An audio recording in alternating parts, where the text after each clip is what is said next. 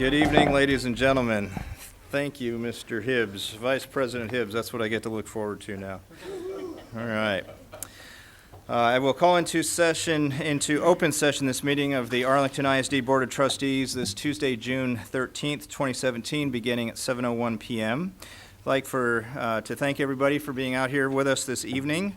We'll start our meeting with the opening ceremony. Please join Ms. Sullins in leading us in the Pledge of Allegiance.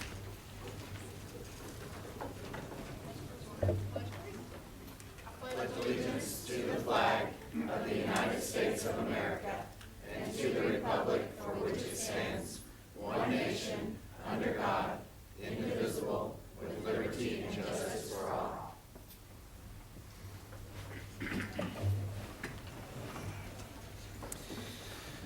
Thank you very much. Now, if I may ask for everybody to please silence cell phones and electronic devices. Don't want any disruptions, and if you would please join me in a moment of silence.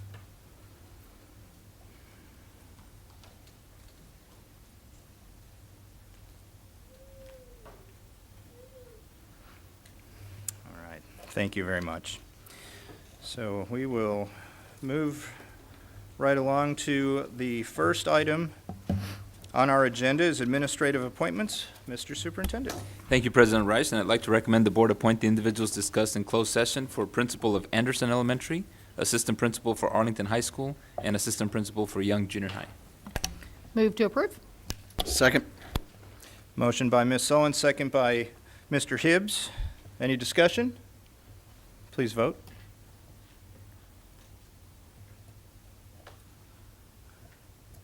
All votes in the affirmative. Motion passes. Thank you, President Rice, and it's my pleasure to present the new principal for Anderson Elementary, Ms. Donna Trevino-Jones.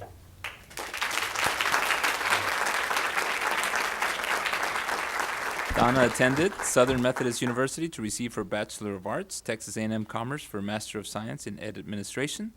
Most recently, a principal in Spring ISD, has been an assistant principal in Pflugerville ISD and a principal in Dallas, a dean of instruction, and a second and third and middle school bilingual and ESL teacher.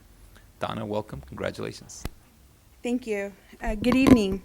I would like to thank President Reich, Vice President Hibbs, Secretary Mays, Dr. Cavazos, members of the board, and Ms. Brown for giving me this opportunity to serve the great community of Arlington. In addition, I'm very grateful for the love and support of my family. Present with me tonight is my husband of over 20 years, Lance Jones. He's that second part of my hyphenated name. And also my cousin, who is also an educator, Miranda. Watching online are my parents and my Aunt B, so hi Mom, hi Dad. I have a really great family, and it's a really great network and support. And so I'm here today to support the students at Anderson as well as the staff and the faculty. So I really appreciate the opportunity that you guys have afforded me tonight. Thank you. Thank you. Next, I'd like to introduce the new assistant principal for Arlington High School, Ms. Victoria Youngblood Baldwin. Victoria attended the University of Texas at Arlington for her Bachelor of Arts in English, Dallas Baptist University for her Master of Education in Ed Leadership. Most recently, a Dean of Students in Irving ISD, has been an avid co-coordinator, also an avid coordinator in Grapevine Colleyville, has been an English teacher and an avid teacher at Irving ISD as well. Victoria, welcome. Thank you. President Reich, Dr. Cavazos, and members of the board, how sweet it is to be back in Colt country. As a graduate of Arlington High School, it is an honor to be chosen to come back to serve the community, staff, and students as assistant principal at Arlington High School. Our legacy of excellence, determination, and resolve is embedded in everything we do, from our outstanding academics to our award-winning extracurricular activities. My experience of Dean of Students at Irving High School has prepared me to motivate and support the campus culture in supporting our well-rounded students so that their dreams and aspirations become their realities. Arlington High gave me the foundational skills, drive, and enthusiasm to pursue what I love doing, and I am ready to instill this same drive for our Colts and future Colts. All the things above would not be possible without the continued love and support from my family, my husband Chris, my son Elliot, my parents, Jeff and Chin, and my brother, Jackson, and his girlfriend, Megan. President Reich, Dr. Cavazos, members of the board, and Principal Dalla, thank you for giving me the opportunity to serve our community. I look forward to a year celebrating the spirit, pride, and tradition of Arlington High School. Thank you.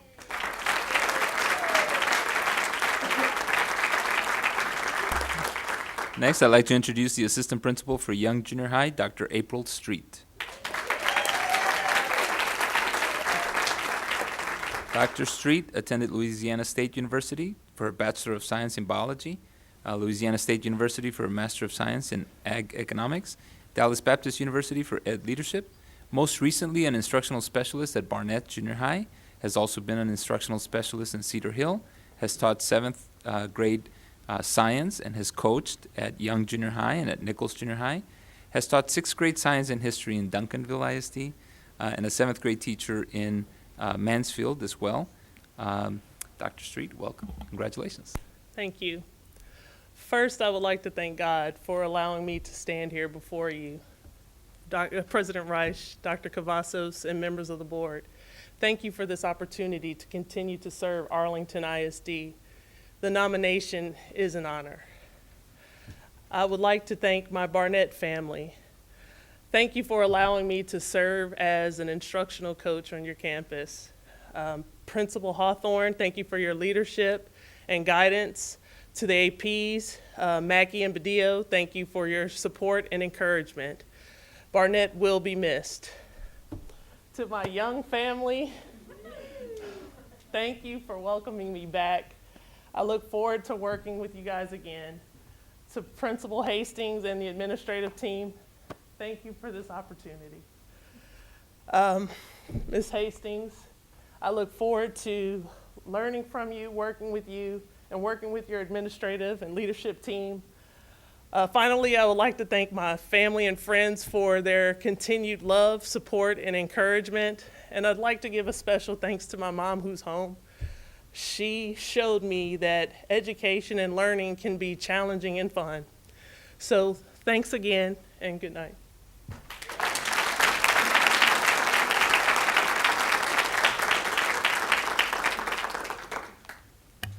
All right, thank you very much.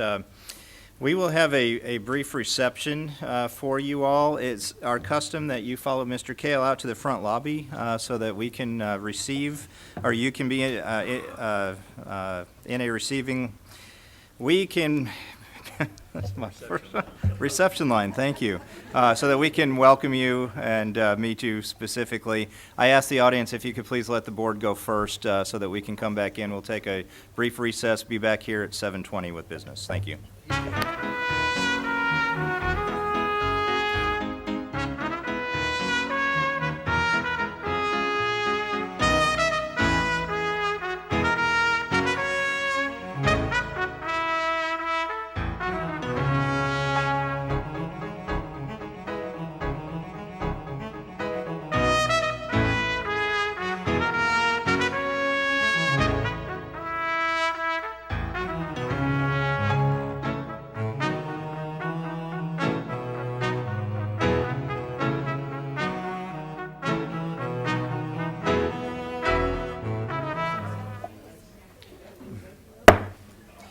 I now call this meeting back to order. Next, we have public hearing. No, we have no public hearing. Open forum for agenda items. We do have one card. So this is a routine part of the board's agenda for regularly scheduled meetings. This segment of the meeting provides citizens with an opportunity to share their views with the trustees on items that are on the agenda tonight. It is not intended to be a discussion or a debate, and trustees will not reply to the speakers. Derogatory comments aimed at an individual will not be tolerated. Personnel matters are not appropriate subjects for open forum. As I said, I have one card from our audience. When your name is called, please step to the podium, Mr. Jeffrey Harris. You'll have 5 minutes to speak. A lighted timer on the podium will assist you in pacing your presentation. A yellow light will illuminate when there is 1 minute left for you to complete your presentation. When the red light comes on and the buzzer sounds, please end your presentation. Mr. Harris.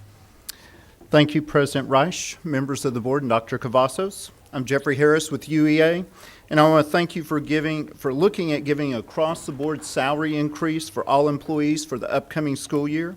Your employees have worked very hard, and it's important to know that they are valued. For reference, I want to share with you that Crowley ISD is going to do a 3% raise, Castleberry 2.5%, and Mansfield is looking between 2 and 3%. UEA encourages you to address those years where teacher salaries are not as competitive with our surrounding districts. Targeted or equity adjustments should be made to bring them in line with their colleagues here in AISD. Every year you defer action is another year that we fall further behind. Last Thursday, many of you mentioned wanting to see costs associated with addressing that gap. We think it's important, at a minimum, to develop a plan on how you're going to address this issue. Thank you for everything you do.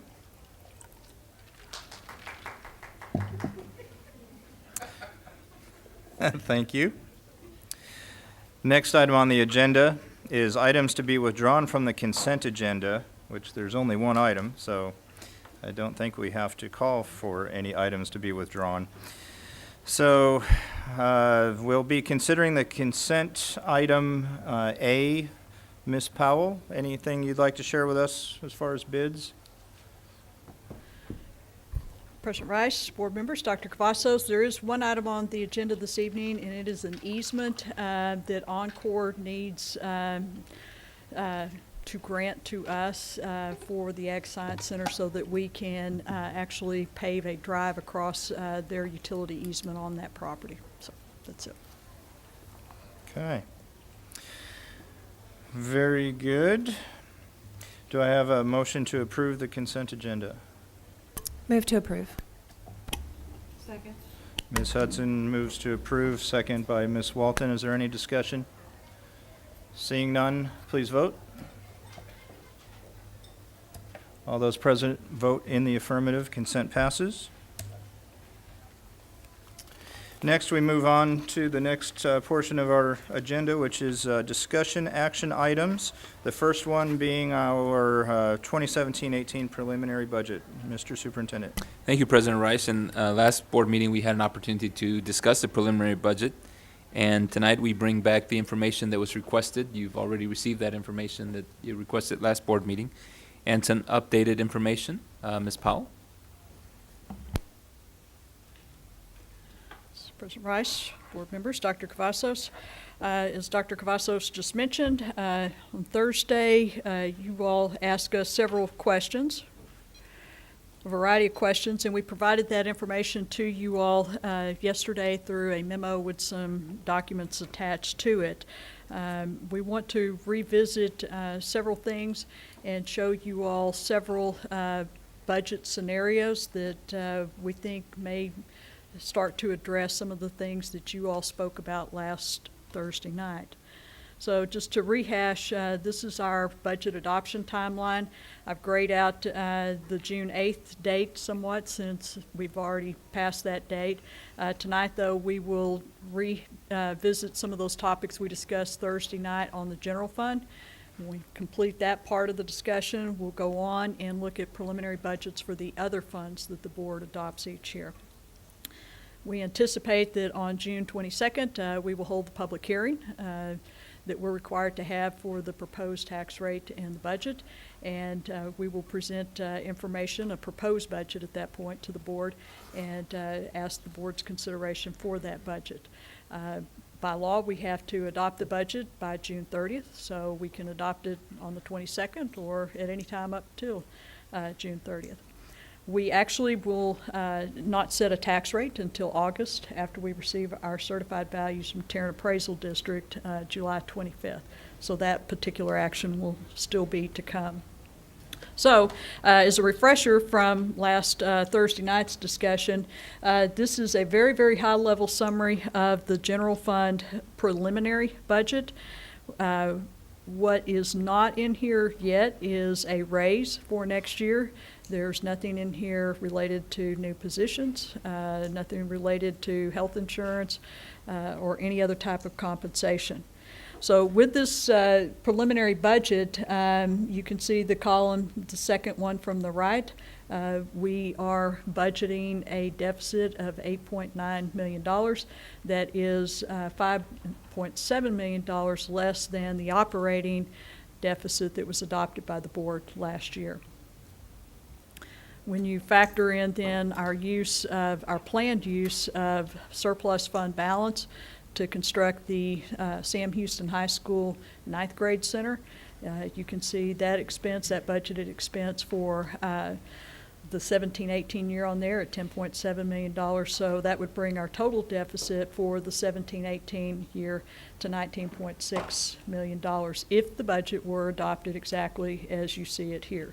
And again, there's nothing in here for compensation adjustments or new positions yet.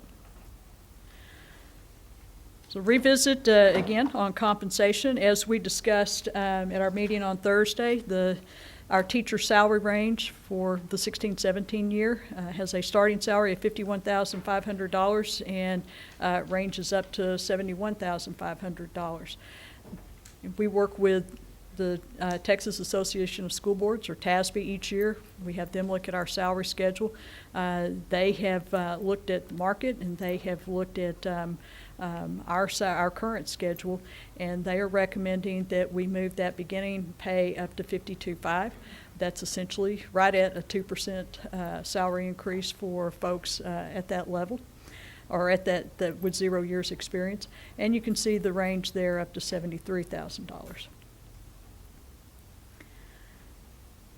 We have calculated the cost of varying levels of raises. We always calculate a 1% raise because it's easy for us to do the math from there for whatever particular raise the board wants to talk about. So a 1% raise is about $3.7 million, and then you can see the increments there. For 2% would be twice that, and 2.25% would be $8.3 million, and 2.5%, $9.2 million. Health insurance was a topic we discussed as well last Thursday night. We participate in the TRS Active Care health insurance plan. About 90% of all the school districts, actually just over 90% of all the school districts in Texas are part of that plan. And as we all well know, once you join that plan, by law, we cannot exit the plan. Our premiums are set by the TRS board, and we have no control over those premiums. The premiums were just announced last week, and you can see here the range of the different premium increases. The reason there's a range on each plan, it depends on whether you're taking employee family, or you're taking employee only, or employee child, or employee spouse coverage as to what your actual increase in premium will be. There was a question asked last week about where our employees are in terms of what particular plan and tier they participate in health insurance. And so we've charted that out here. The HD plan is high deductible. And just as an example on that one, you can see that there are 2,848 of our employees on that particular plan. And of the 2,848, 78% of them take employee-only coverage. And so you can see clearly that on each of the different plans, predominantly our employees have that employee-only coverage. Very few have employee-family coverage. We talked also last week about new positions, and just to remind you, the administration is recommending 22 new positions for next year. 3 would actually not cost us anything because we would actually go in and reduce the budget for overtime and part-time temp that has been incurred to provide these particular services for those 3 positions. So you see here a list of the positions that are being recommended. We have some dyslexia teachers. We have positions at the Arlington Collegiate High School, and we have occupational therapists, media services specialists, all the way down the list. You see that we have some maintenance positions even, and we discussed those in greater detail last week. These are the 3 positions that could be added at no cost to the district because we are providing these services now through overtime and part-time temp services. We showed this slide last week, and as I said last week, there's a lot of numbers on it. It was kind of busy, but we had modeled out different scenarios for the budget just to give the board a sense of what different choices would mean to the budget. The first column shows the preliminary budget as it exists today without any additional increase for compensation, without any new positions. So as you move across the slide then, on this particular slide, the other three scenarios, number 2, 3, and 4, each model a 2% salary increase, and then the scenario 3 also adds in a $10 per month increase in health insurance, or $120 a year. Scenario 4 adds in on top of that those new positions that we looked at. So you can see the incremental cost of each one and what these choices would ultimately do to that budgeted deficit. So following the meeting last Thursday, Mr. Drollinger, Mandy Mew, and I sat down on Friday, and based on the discussions that we heard, we began to work on different options that might address the topics that we heard most predominantly last Thursday night. So we crafted scenarios 5, 6, and 7. And as I said last week, you know, these are just options. These are just models, and certainly we can look at any combination of things. We can model other things, but these are things that we have modeled and will review here for your consideration. All three of these actually provide a 2.25% salary increase, and then scenario 6 and 7 also include some equity adjustments for teachers with experience ranging from about 8 years of experience up to 18. And as we talked last week and showed a chart, our salaries in that range are just a tick about below the median of our comparison districts. They're like 99% of the median salary for our comparison districts. So version 6 on here would have equity adjustments for that range, teachers in those ranges, and would seek to somewhat close that gap, if you will. And that was something that we heard some discussion about last Thursday, was maybe we could look at maybe not entirely closing the gap, but making some progress there. Version 7 then would aim to completely close that gap. And I'll remind everybody that you know, we make decisions on compensation, but so do our competitors. And so we're making assumptions as to what it might take to close that gap. If our comparison districts do something different than we are anticipating and give greater amounts of raises, or if they target equity adjustments to particular places along their teacher salary schedule, then we may still not exactly close that gap. We have talked with a number of districts around us, and they are telling us that they, for the most part, are planning on 2% raises. I think we heard tonight a couple of others mentioned. Also, looking at these models, all three models, 5, 6, and 7, include money for those new positions that we've already talked about.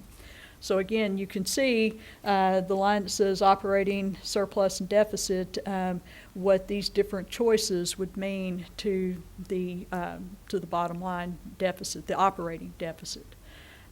Then below that, you'll see the representation of the use of surplus fund balance. That commitment was made about 1.5 years ago by this board, and so that construction work is finishing this upcoming year. So we'll finish out, there was $17.1 million committed for that project.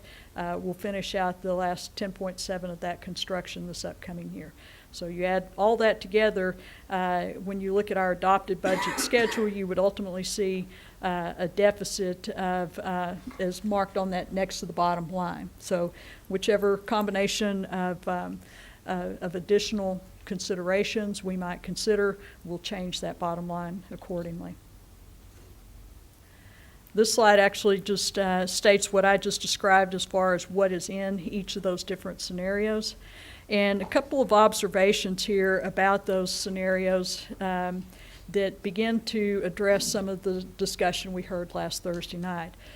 We had the question last Thursday night, what is inflation?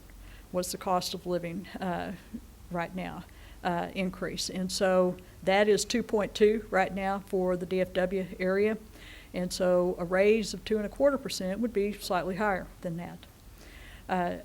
Another point is that a raise of 2.25% would seem to be higher than what has been reported to us by the districts right around us. So we might gain a little bit of ground there on those middle years just by having a slightly higher salary increase. Salary increases benefit all employees, whereas if we give a lesser salary increase and also give a health insurance, a bump to health insurance, that health insurance contribution, that extra amount, just helps the people who are on our health insurance plan. We have roughly 60% of our employees, 57 to 60% of our employees take health insurance right now. For the majority of employees, and it's actually, I believe, everybody who makes more than $48,000, a raise of 2.25% rather than a raise of 2% plus the $10 for health insurance actually generates just a tick more compensation to the employee. And then certainly the salary increases help employees' TRS annuities. A health insurance contribution does not count toward your earned wages that factor into your annuity. So the higher a salary increase, the more that helps employees in the long run in terms of their TRS annuity. And there was discussion again last week about our comparison, our teachers, the comparison of our teacher salaries to others around us and to our comparison districts across the state. And we do see that we have, that we are slightly below the median in years 8 through 18. We've had asked the HR department to look at attrition rates for all of our teachers. And what we find is that there's nothing different about teachers in the range of 8 to 18 years experience than the range of 0 to 7 years experience. Teachers in that 0 to 7 year band have a turnover rate of like 5.95%. Teachers in that 8 to 18 year band have a turnover rate of 6.05%, I believe. So they virtually both round to 6%. So we don't see that there is a problem with us retaining teachers in those middle years. So as we looked at these different scenarios, scenario 5, and I'll go back to that slide in just a moment, actually seems to address a big number of the issues that were discussed by this board last Thursday night. Has the 2.25% salary increase that is slightly higher than districts around us. It's slightly higher than the CPI. It provides for new positions. With that slightly higher salary increase, we should be able to close the gap just a tick on those teachers in the middle years. And so that was just some observations from our perspective as we put these together. A point about the upcoming special session for the legislature. The governor has called a special session, and it is scheduled to start July 18th. By law, it can last a maximum of 30 days. He can call another special session right behind that if he chooses to do so. There are actually 20 items on the agenda for the special session, which is actually a very large number for them to deal with in 30 days. But included in there are several items relating to education. Of those, there are 3 that I mentioned here, including a teacher pay increase of $1,000 and School Finance Reform Commission and vouchers for special needs students. In terms of the teacher pay raise of $1,000, we don't have many details yet on this. What we are understanding is that it may actually be tied to performance pay. And so I'm not sure how you would put a performance pay system into place between now and when teachers start their contracts for the 17-18 year. That in and of itself would be a challenge. We've also heard that that this pay raise, unlike some others that the legislature has approved in the past, would not be required to be on top of what districts are already doing. In years past, the state has actually given us additional money and then mandated that districts give the raise that they mandate to teachers on top of what the district was already planning to do locally. In this particular case, it's our understanding that there's no new money coming to public school districts to fund this raise, so this would be something we would be expected to fund ourselves. So there's still a lot of unknowns. There has yet to be a bill filed on any of this. So until we see a bill filed and understand what the details might be, it's hard for us to say for sure what that ultimate impact to us could be. With that said, we've said, you know, we would probably be wise to hold on adopting raises until at least next week, and let's see what additional information may be available to us. Even though it'll still be several weeks before the special session starts, I think we may have some additional information that can help us make a pretty informed decision on that. The School Finance Reform Commission, this was something that came up in the regular session, and the bill died.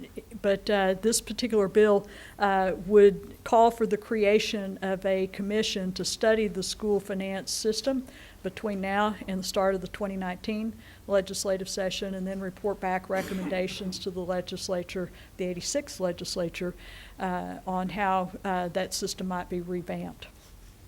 And then finally, the last one, vouchers for special needs students. This was an issue that did come up in this last session.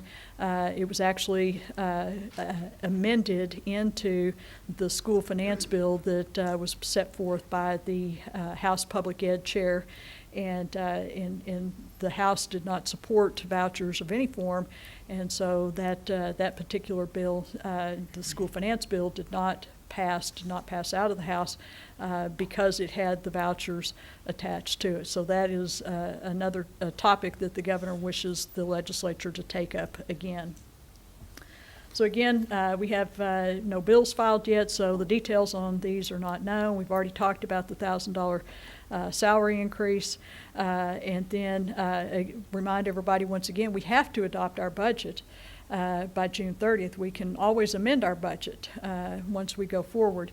One point to consider is that by law, once a contracted employee starts their new contract, say teachers begin their contract August 14th, you cannot increase the pay attached to that contract without going through a process. It's a public hearing. It's just an action that the board specifically has to take.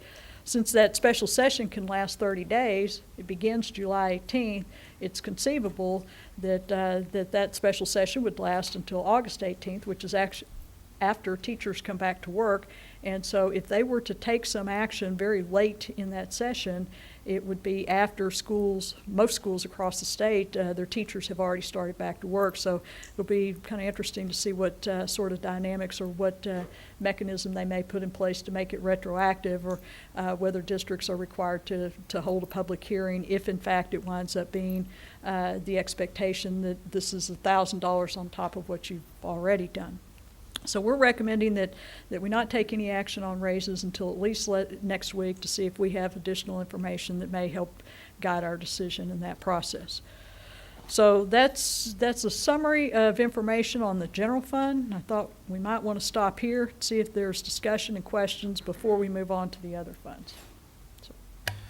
We can certainly do that. I'm not seeing any lights just yet. I'm sure they'll all, sure enough, just start coming up. So let's go with Ms. Hudson, please. Thank you, President Reich. That was a lot of information to take in.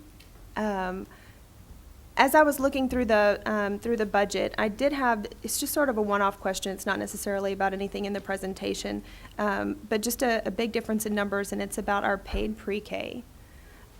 So last year, we originally thought that there was going to be revenue of $14,000, and instead, our paid pre-K brought in $113,000. Can you I tell think me a this, little bit yeah, more about this was that? this last year was the first year we've had paid pre-K, and we were not sure what that revenue might look like, what that participation might look like. So it fortunately has been higher than we anticipated. I found that very encouraging, so I'm glad to know the story behind it. I don't think I have any other questions right now. Thank you. Thank you, Ms. Walton. Thank you, President Reich. On page 10, the observations to the scenarios 5 through 7, this slide indicates that the fund balance for the operating expenses would be 3.73 months of operating expenses. Remind me, what is the TASB recommendation? It's for- actually credit rating agencies, more Okay, so than excuse me. TASB, but they want to see that you have 2 months of 2 operating months? expense. Okay. So we have a very healthy fund balance. And thank you very much for that. In our community also. On the issue of the special session, I know that you all are working very hard. I believe you said you were going to a meeting soon, and if you would or could, try to ferret out how in the world the state of Texas sees districts paying for this huge unfunded mandate. It's mind-boggling. I mean, when you think of what it's Yes. costing, not just our district, but the other 2,000 districts in this state too. I think there will be a significant amount of input from the 1,000-plus school districts on this topic. 1,000, excuse me, I had that wrong. And I just want to say at this point, I would hate to see us delay beyond our budget deadline, the end of this month, teacher compensation based on what the state might do. I just would hate to see us do that. Thank you, Dr. Rush. Thank you, Ms. Walton. Ms. Powell's going to straighten them out for us. Take care of it well in advance. Mr. Hibbs. Thank you, President Reich. Ms. Walton, I agree with you that unfunded mandate of $1,000 basically in our district is about $7 million. Because it's almost equivalent to a 2% raise. And if we're talking $7 million, teachers or the public sees that the state is saying we want to give everybody, or vote to give everybody $1,000 increase, but they don't realize it doesn't come with any more funding to the district.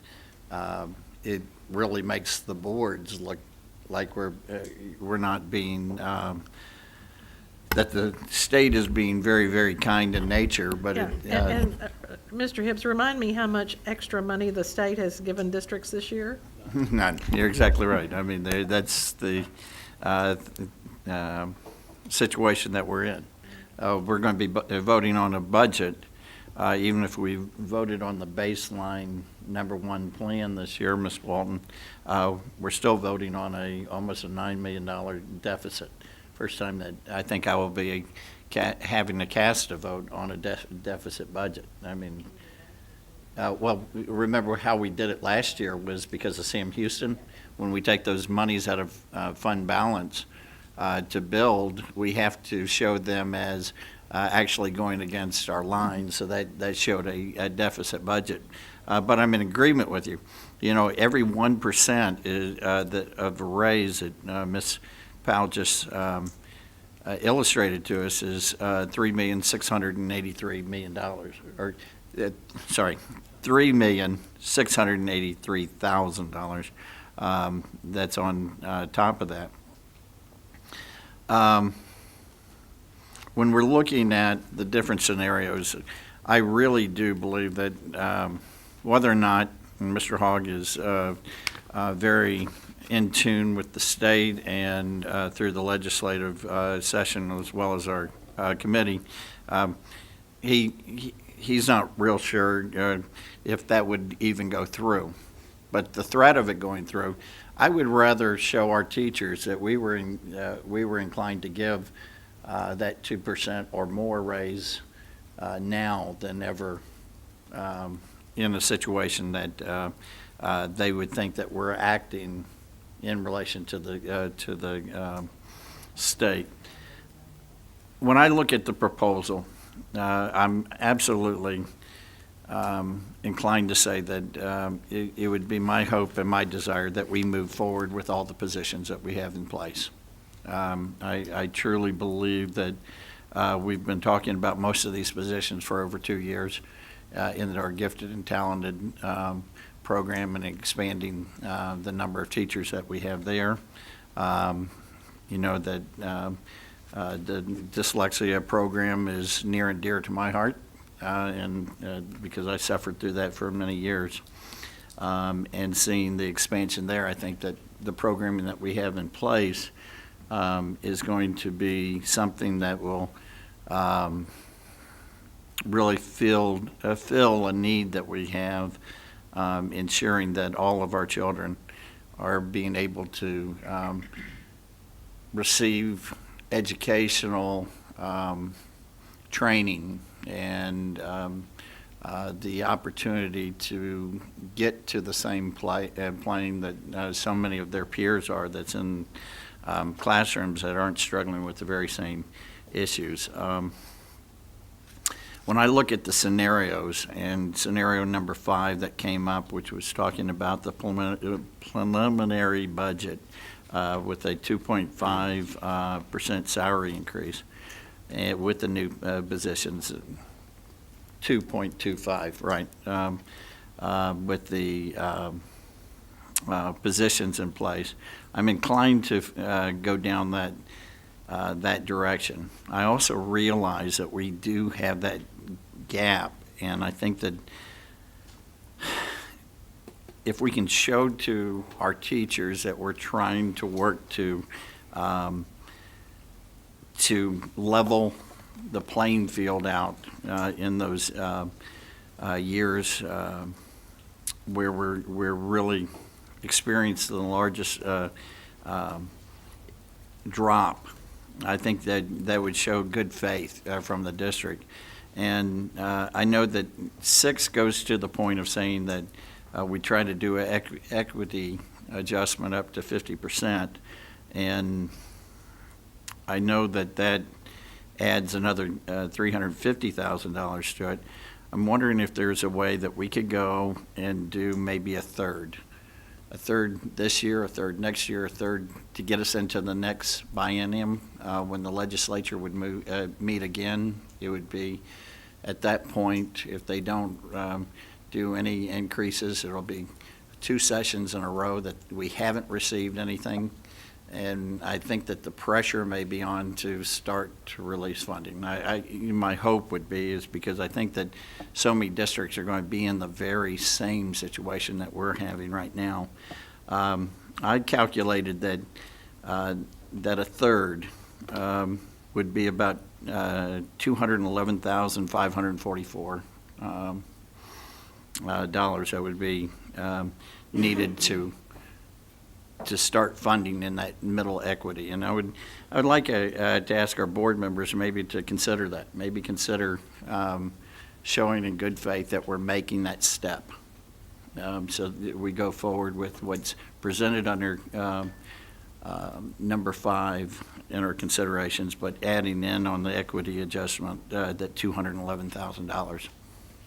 And with that, let's see if I have anything else. That would be all I have. Thank you.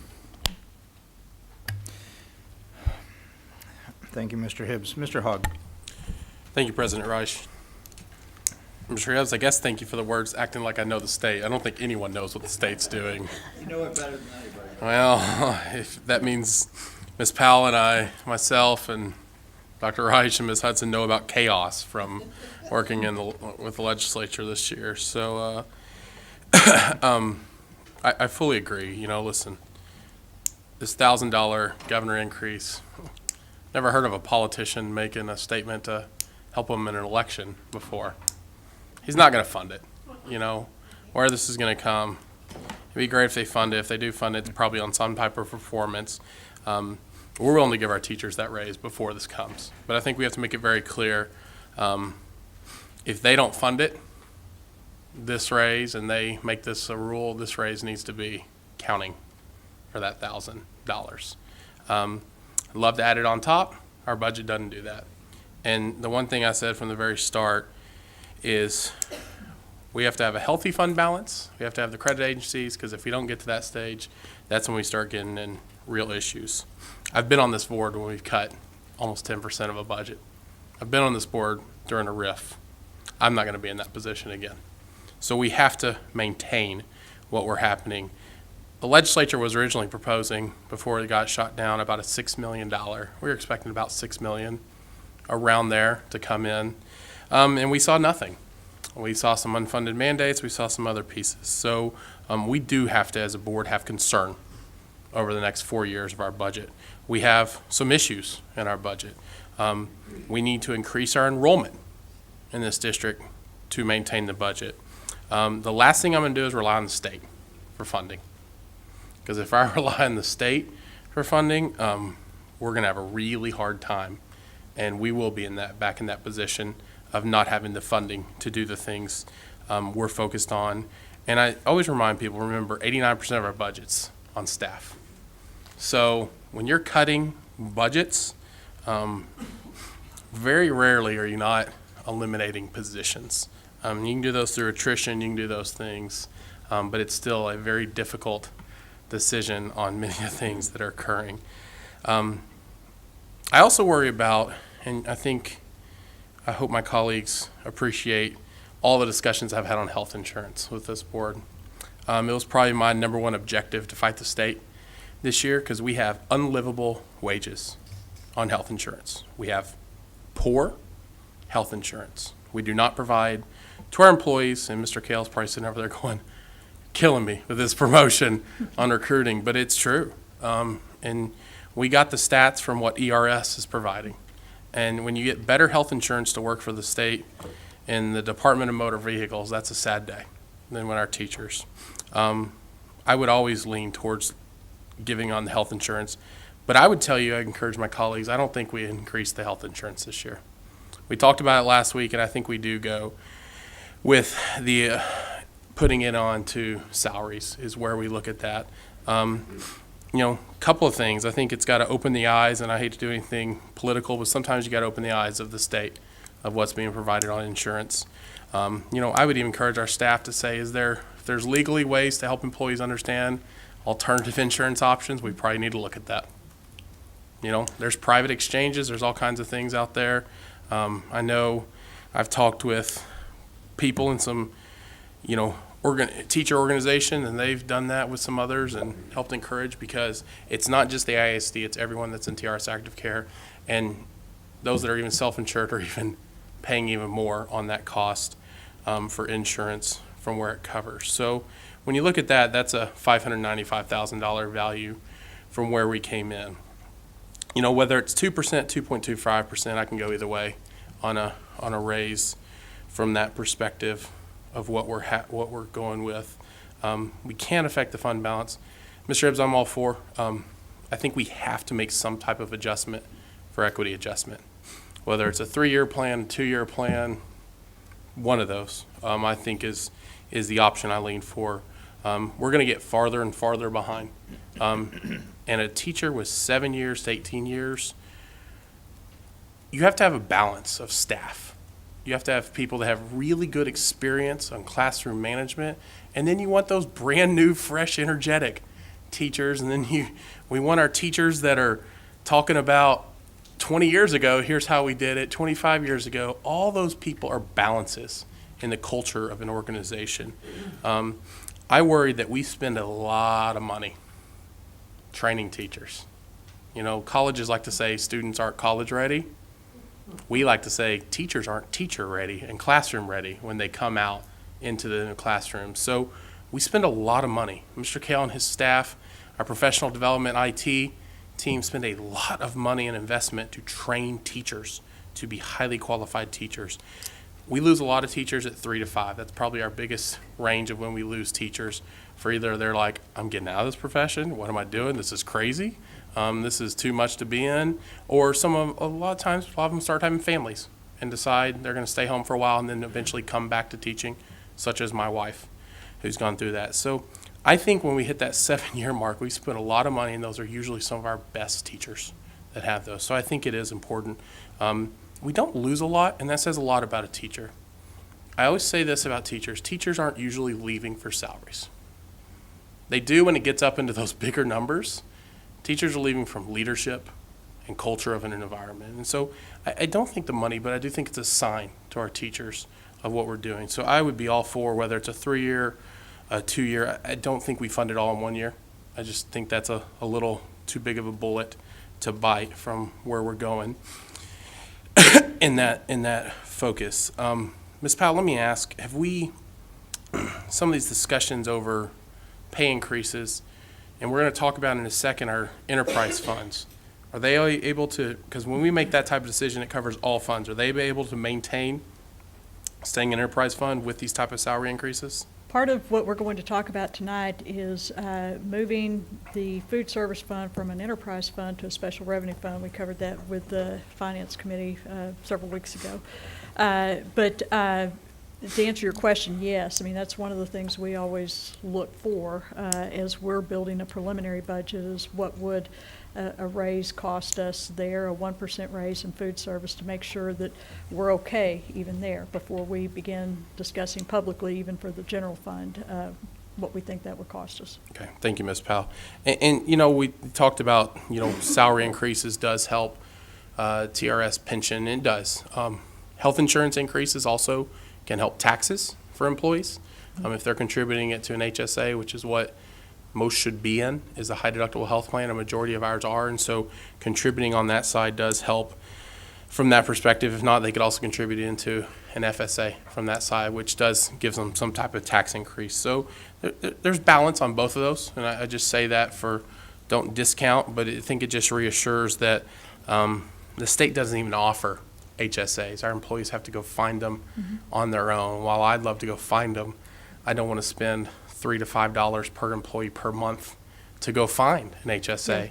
When I'd rather, when we're bickering over $10 increase of premiums, and I'm gonna have to pay 30% of that to an HSA or FSA administrator. I guess FSA we've already included, but HSA they don't have that, or even an HRA, which is a reimbursement arrangement, is something else we could do as an organization. I think it's just poor planning by the state, and I can't wait for another legislative special session to start on July 18th. So with that, I encourage my colleagues, I would look at, you know, I'm leaning towards, I think the new positions, I think Mr. Hibbs has started, I think the new positions are a must. I think our staff's very restrained on new positions, and y'all have heard me talk this year, I'm very concerned over FTEs. Full-time employees make me very nervous adding them in right now, because the more FTEs we add, the more recurring costs occur. We have a healthy fund balance, but healthy fund balances aren't there to fund recurring costs. And we're dipping our toe in that, which is a dangerous toe to dip in, but with some enrollment growth, school finance reform, which is scary to even say, because I do think there's a commission that's will come up. I think that may make it through the legislative session, and there's some adjustments, but I don't think it's going to save us on that. I think we must focus on enrollment growth to be able to get that. So I would lean to, I guess Mr. Hibbs kind of made up a 5B option. I would go with either 5B or 6 is probably what I'm leaning towards as a board member. Thank you.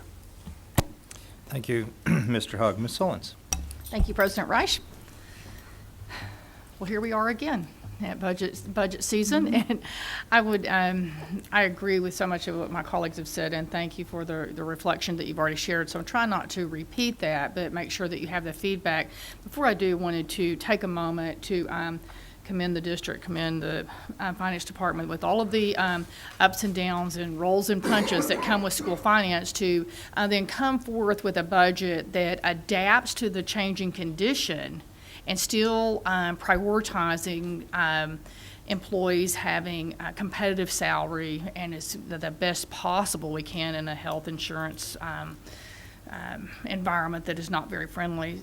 Kudos for bringing that forth, because it must be difficult to take care of, to keep up with all of the dips and valleys and what changes. So thank you, and I think it's very strong that we are that adaptable as things change. So with the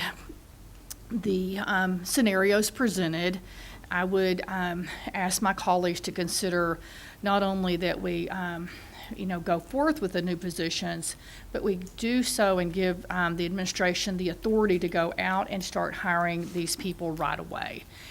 Sometimes we need to compartmentalize what we approve so that the information that we know, that we give the administration the opportunity to take advantage of the hiring season and make sure we have those positions in place, so they're there to support students and staff at the beginning of the school year. So I would start with that, and then I would assume that we would need to, it may be helpful this evening if we could put together our ideas so that we bring back a budget that's prepared with the best thinking that we have at this time. We can change it as needed. I agree with you, Mr. Hogg, that on the 2 or 2.5%, the going into the equity adjustment on a 3-year basis seems to make sense to me, Mr. Hibbs, and that we move forward with a strong campaign of enrollment growth. I think that will give us the as much independence and flexibility going forward, so that our students and our employees are best served in our budget process. I would encourage us to look at that on a longer range scale. But as for this evening, I would really encourage us to go ahead and authorize the new positions and then bring forth, I know Mr. Hibbs, where you began this conversation with kind of a global kind of conversation. Do you have something that you're ready to share with that? I wanted to start the conversation. I think that you're wrapping it up into the point of where we're getting close. I know there's maybe 1 to 2 more speakers, but I think that bringing forth the motion for the new hiring of the new positions is totally appropriate right now, because that way we can get these positions, under application and such, and before the July break. And then also, I like the idea of having something crafted that it wouldn't be voted on yet, but be crafted to the point that coming into the next meeting, we can move on it if everything stayed the same.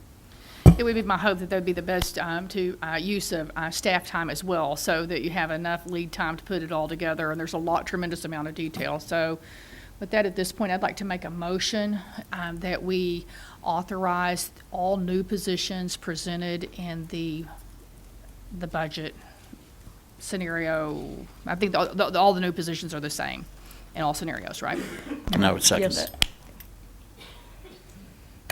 Okay, thank you. There's a motion on the floor by Ms. Sullins and seconded by Mr. Hibbs for solidifying and authorizing administration to go forth with the new positions in the proposed budget.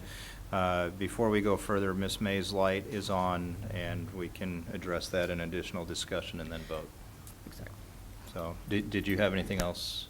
No, I wanted to make sure and hear from the rest of our colleagues before Sure. we went further. Ms. Mays?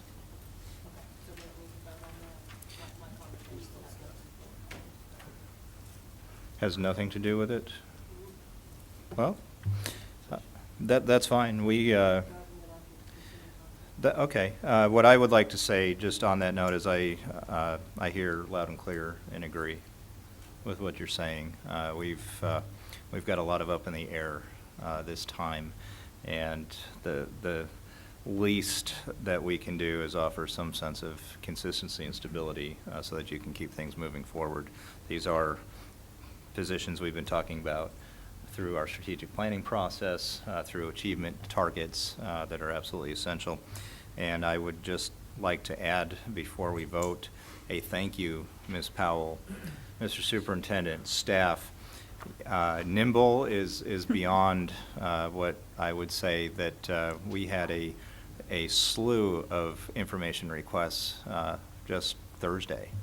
Here we are, not a week later, and you came back with everything for us to consider, and that's remarkable, and thank you. And it sounds like we're challenging you yet again to come with maybe something else, but thank you so much for your efforts and dedication, as Ms. Sullins very well stated, said, to position our staff in the most favorable spot possible, because they are so valued and so essential.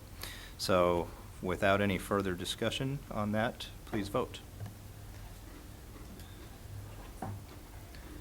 Motion passes. So you have new positions to work into the budget. Okay, thank you. Ms. Mays. Thank you, President Reich. Since this is a discussion item, there's just a few things that I want to make sure that I put out there for my colleagues to think about, as well as we move into the last weeks of being able to approve the proposed budget that's been brought by staff. The health, and I will be glad to have a conversation with some groups that might be able to help shed a little bit of light before we would decide to completely take away any additions for the health insurance. And the reason why I say that is because of the percentage increase, of which every percent increase on the list that we've been given is more than 2%.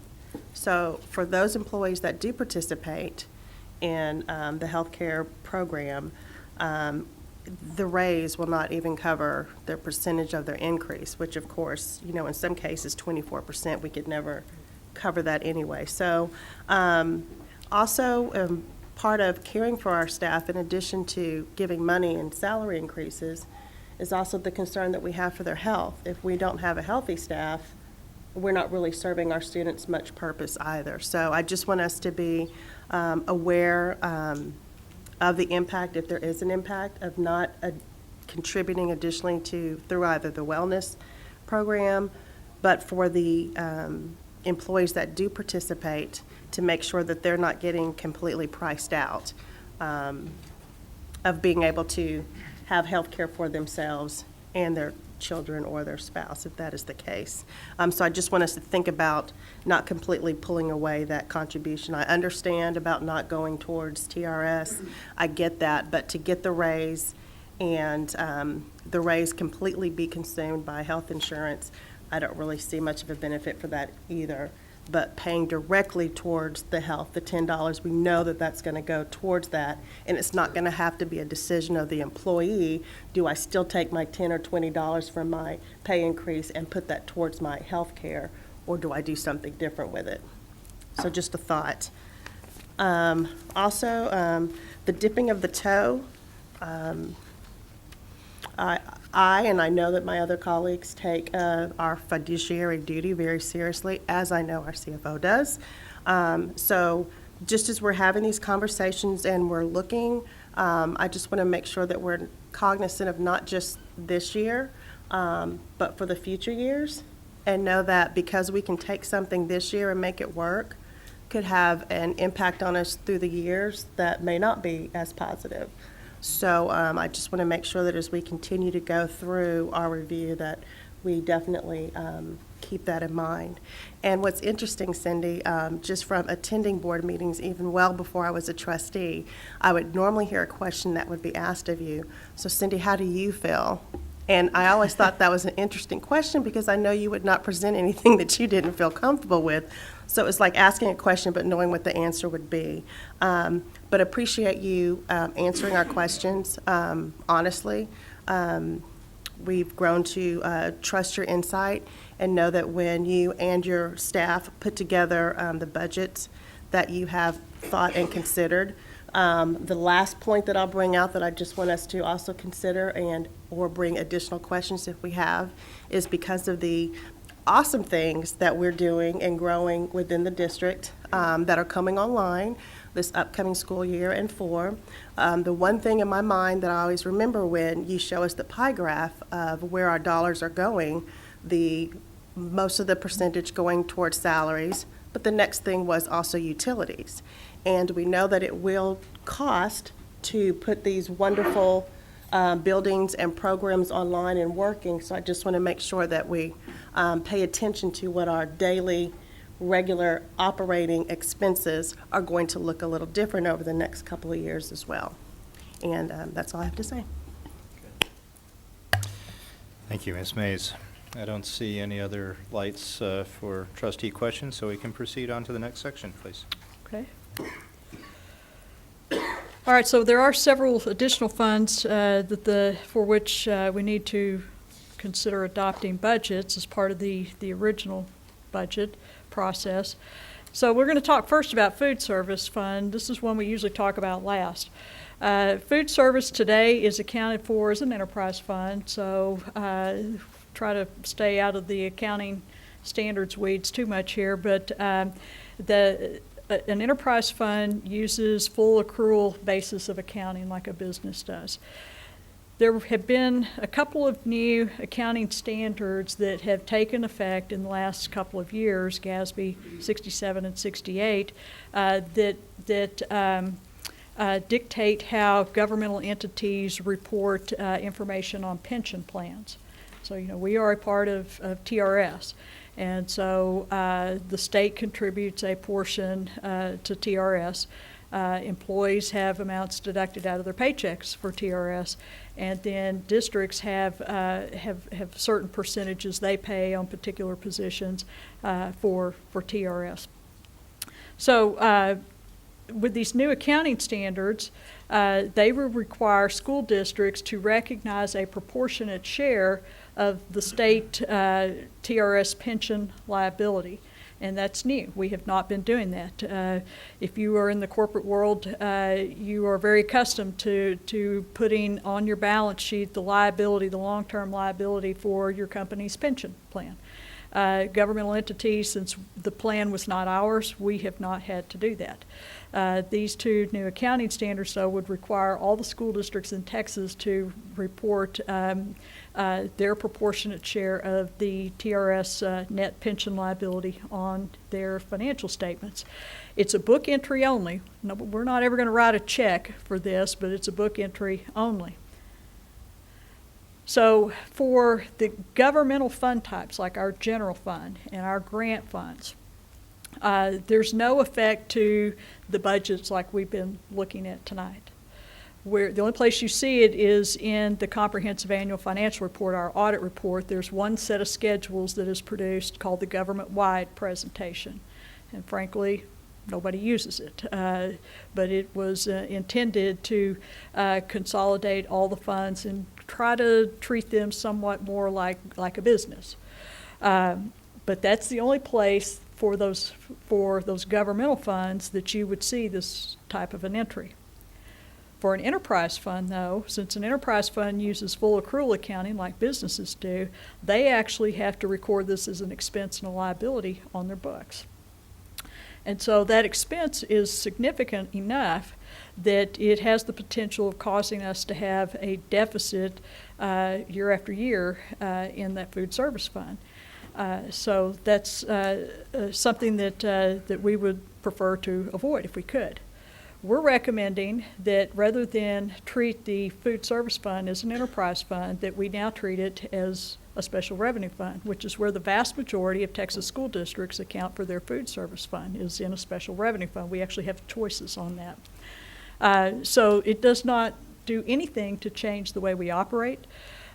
We will still make choices about capital outlay purchases to update equipment and improve our kitchen offerings as we always have.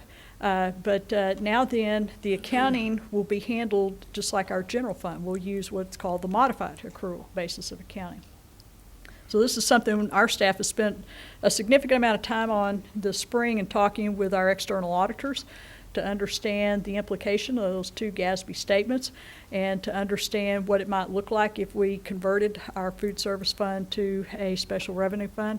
And we all believe that this is a good way going forward to manage that program, and again, has absolutely no impact on the way we operate the program today.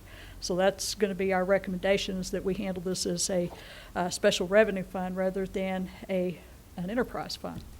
So with that said, this slide looks similar to ones you've seen in the past.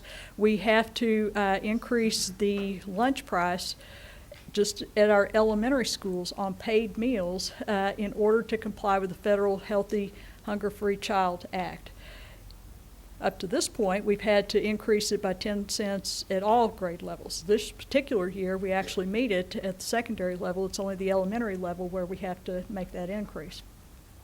That increase does not impact the cost of reduced price meals. And then there's no increase for high schools and junior high paid lunches. The other place where we have a slight price increase factored in is with breakfast prices. The federal nutrition requirements for breakfast meals have increased significantly, and they're much more expensive. Just, I think the easiest example to give you is on fruit. We have to go from a half cup to a cup of fruit serving, and so that adds significant cost to us. So we're recommending a 10-cent increase at all levels to help compensate for those more stringent nutrition requirements. We are also recommending the addition of 2 positions to be included in the budget that we bring back. One is for a kitchen manager for the Career Tech Center, and the other is for a floating manager that we can use to plug in where we need it, wherever we have extended absences or a position vacancy. And so we'll be recommending those 2 as well. This chart we show each year. We serve just a hair over 10 million meals each year right now. The blue bar that's the number of kids that are on free lunch.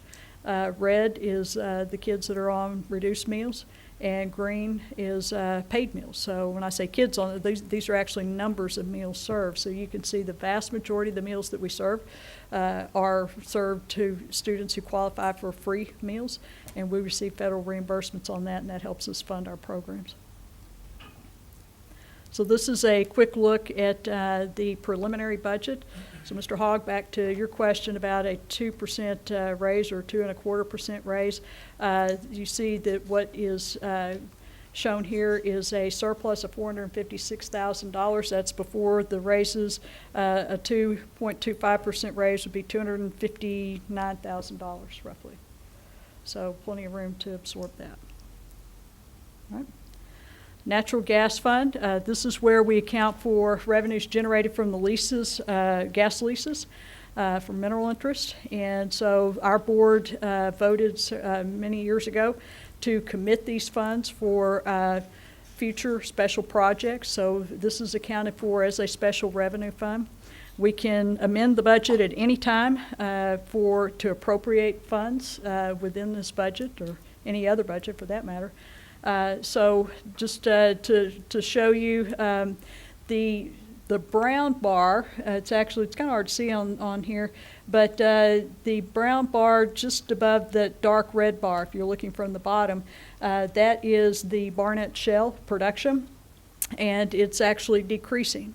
And so we see a slight decrease in the revenue that we're budgeting. We're going to drop our budget for revenue by about $140,000 because there's less production. Prices seem to be hanging in there okay right now, but production is coming down in the Barnett Shale. So we would be projecting revenues of $840,000 in the gas fund for this upcoming year. Small amount of expenditures, $75,000. And so that would leave a surplus of $765,000 in this fund, which would bring this fund, the fund balance, to over $31 million at the end of next year, we anticipate.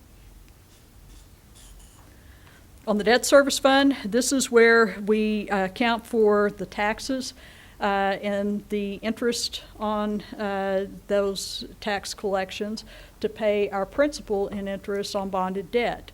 And so technically our voters are authorizing the tax rate necessary to repay bonds when they vote for a bond package. So we have already factored into this preliminary budget $91.6 million of new bond funds that the board approved at the last meeting. Okay, and so our, as we said at the meeting last Thursday, we're estimating that our tax rate for the debt service side would be 33.5 cents. That's actually will be a decrease, if we're able to do that, of about 1.5 cents from our current rate. Our property values, as we discussed last Thursday, are up.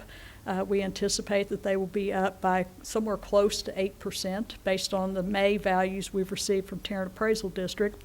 And so that will generate enough revenue that we're able to lower our tax rate by 33.5 cents to satisfy our principal and interest payments.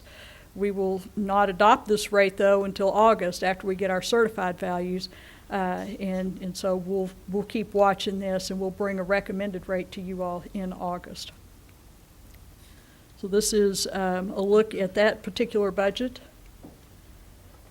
I always feel like I need to explain that surplus that's on there. The $966,000 budgeted surplus for this year is money that we collect through this year's tax that's levied, the 2017 tax, that will actually pay for a debt payment that's due in August of 18. So there's a bit of a timing difference. Used to, when our fiscal year started September 1, all of the principal and interest payments for that year also married up with the tax year. When we moved our fiscal year to July 1, now then there's a bit of a timing difference there between when taxes are collected and when that final payment that you're covering with that tax is due. That final payment, that August payment, crosses into our next fiscal year. So you have to levy the tax to cover that. So that's what that surplus is for. On the construction fund, this is where we account for bond proceeds. And we have included in the 2017 budget construction for some projects for which we've already sold bonds. And that's largely the case, actually. And also the design work that will be funded by the bonds that we are selling this summer. So in terms of new construction, we have construction expenditures that will still be incurred into this fiscal year for the Dan Dipert Career Tech Center, the Ag Science Center, the Fine Arts Center, and the Athletics Complex. We also have an addition that's continuing at Bowles Junior High for additional alt curriculum classroom. Those classrooms are actually being created in the building, and the addition is actually regular classrooms to replace what we're converting inside the building for special ed. And then largely the condition improvements, all of the deficiency and life cycle improvements that are scheduled in the bond program. In our local construction fund, which is funded through everything from the big item has been in years past is TIF rebate, also sales of property and easements. We have budgeted funds for the design of a classroom addition at Jones Academy that we would plan to potentially have open in August of 2019. And also commissioning work, which is the work it's engineering work that makes sure that all of our HVAC systems are functioning as they should as the buildings come online. We actually have transferred money or transferring money from the general fund over here to cover that. Other areas outside of construction, in technology, you see the items listed here: wireless enhancements, security cameras, digital signage, et cetera, PA system replacements, mobile devices, and then scheduled device replacements. Under fine arts, we have instruments and uniforms, and transportation will be buying, we anticipate, 19 buses and 25 White Fleet vehicles. So you see the budget listed here, the $230 million deficit. Again, as I mentioned a minute ago, we're taking monies out of fund balance because that's where we've already sold bonds. Those funds reside in fund balance to do that work. So to wrap this back around to the very first slide we saw, this is our schedule again. We're on the 13th, obviously. We will bring back a proposed budget on the 22nd for the board's consideration. If we have further direction from the board on raises, we can factor that into what we bring back to you all. And we will hold our public hearing next week, ultimately then adopting a tax rate in August after we receive certified values. So with that, we'll take any questions.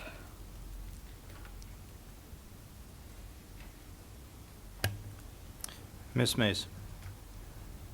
Thank you. For our food service, do we keep up with waste? Do we Food track waste. waste? Food waste. I think, you know, we have to expense, obviously, all the food that we prepared, and so we have to be very, very careful with that. If we have much waste, then it begins to affect our bottom line. But I don't know that we're tracking. Jackie, you want to come up here and maybe? Yes, ma'am. President Reich, Ms. Mays, Board, Dr. Cavazos. The answer to your question is we are required by law to record all of our leftovers on a daily basis for any food that is not served. We occasionally have participated with interns and different people to do some plate waste studies. We have not done that this year, but we've done that periodically. We ask our managers to watch that and report back to us when we do our menu committees and that kind of thing to see what the kids are eating. We also can tell what they're eating and what they're not taking by looking at our numbers on our production records. But once an item is served, we are not allowed to redistribute, resell. We can't take it back according to the health department because it's already been basically sold to that student or to that customer. So once it goes out, then we can't, you know, do anything with the food waste. And years ago, they let us sell the food waste, you know, and now that's not allowed by the health department. So we do try to reduce that as much as possible. So that's why we have offer versus serve in our schools, so that the kids don't have to take every item that we offer. They can select, you know, the items that they choose and the entree that they choose. So that's how we do it. Does that answer your question? Or Well, I think what you're saying is we don't track waste, and we don't track it because once it's served, it Once really, it's served, really we wouldn't don't. matter whether they ate it or it went in the trash. we track leftovers from our side, but on production. To adjust production. Yes, ma'am. We definitely do that. And we do batch preparation so that we don't have any waste. Okay. All right. Did we say we were or we're not having pigs at our ag center? Pigs? Yeah. No pigs. No pigs. Waste it is.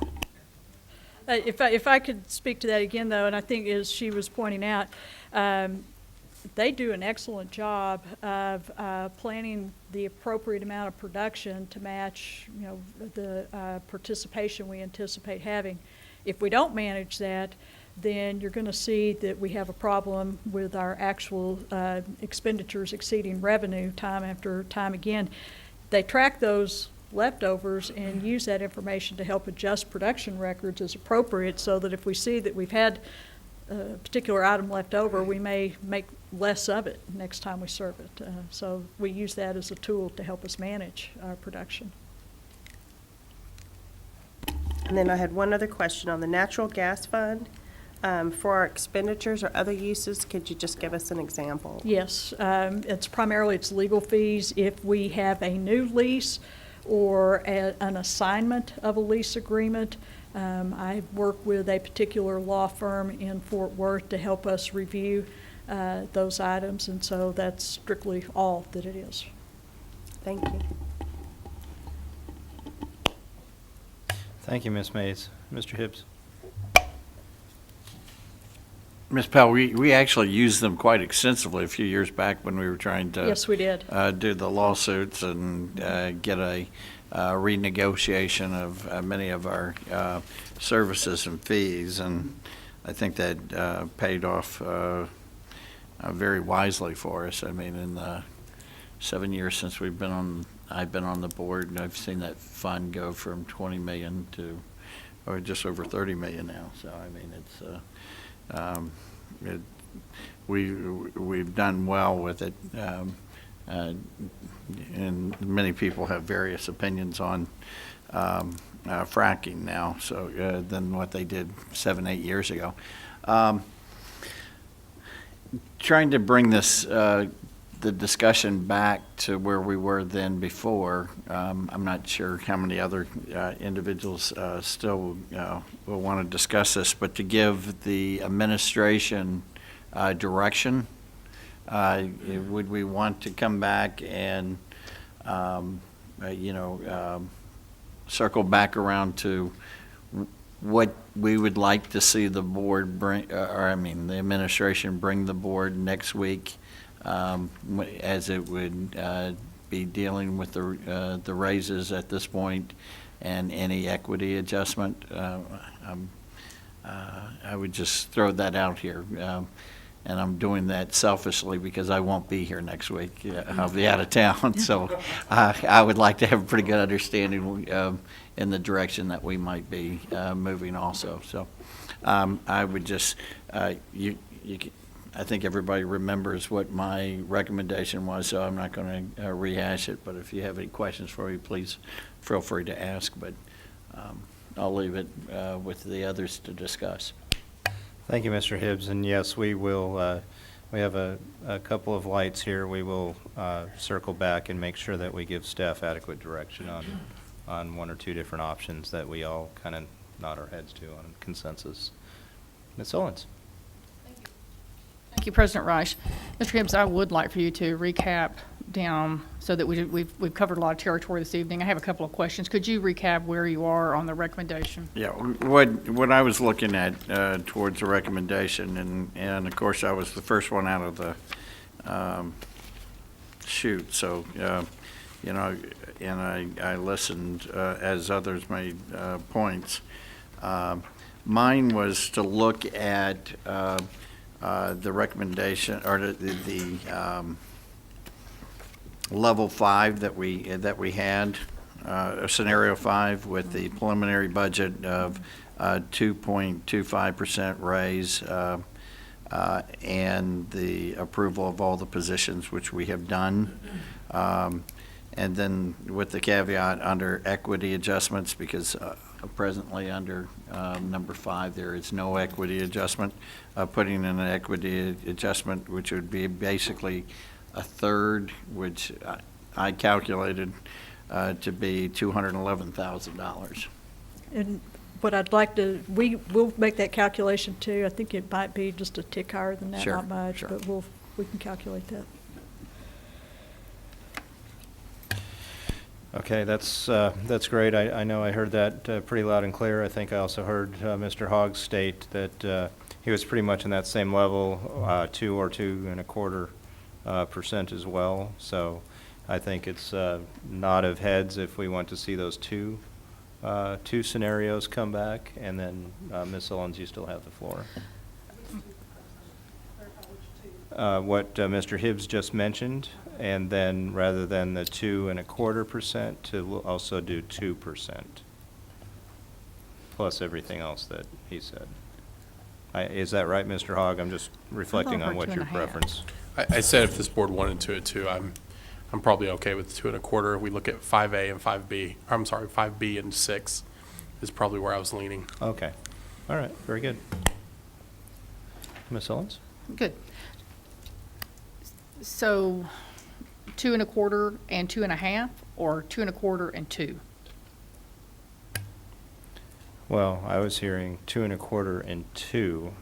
Scenario 6, I don't think we go above 2.25 on Okay, anything. all right, okay, just, and I had 2 questions, but Sure. yes, nodding my head to that, so that we could continue the work and be prepared, because the next time we meet, we'll have a proposed budget, so for them Right. to have a proposed budget that we can vote on, we need to have it at the function level and so forth, so that would that be adequate for your department to build? I think what I hear is you all want to see a budget at the functional level with scenario 5, which is the 2.25% raise, new positions, plus 1/3 of the equity adjustments that we've been talking about.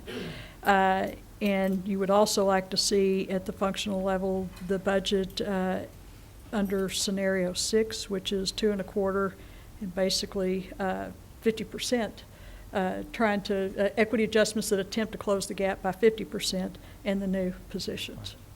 Is that what y'all got? And Yeah, so that's, is there a,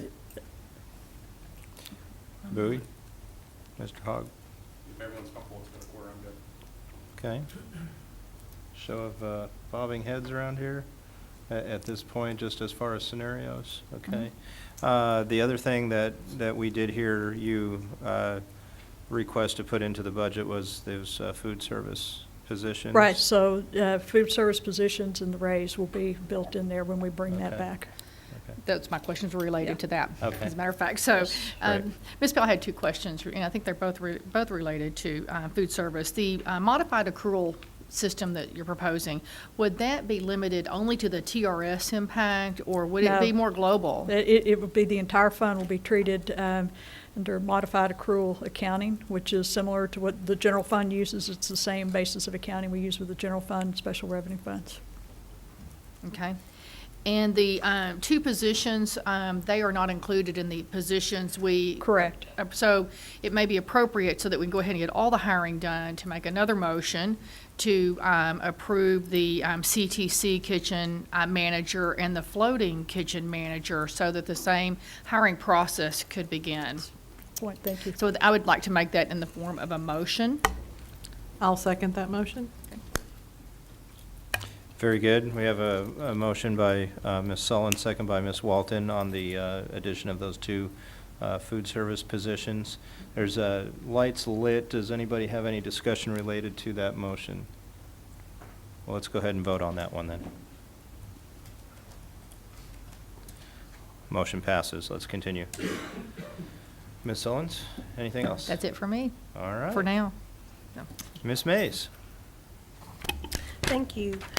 Cindy, can you, one more time on the new positions, the 1.162518, just once again, what makes up that number?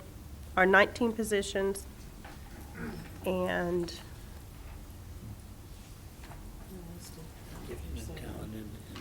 So we have a total of 22 positions. right. 3 of them actually don't cost us any money, because we already have money in the budget for overtime and part-time temp that we'll take out and replace with wages. This is a list of the new positions that we're bringing forward, recommending to the board. And so that includes the fringes on those positions. Here you see the base salaries on those positions, and we Right. also factor in the fringes on those Okay, that was my positions. question. Yeah. So the new positions, the 1.162 is the 1.085 Right. plus Right. fringe If you- benefits. Yeah, there's like $86,000 of fringes on those.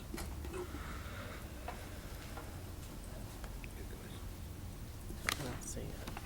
And then also, for the scenarios, is my understanding that we're asking administration to only bring back those 2 scenarios?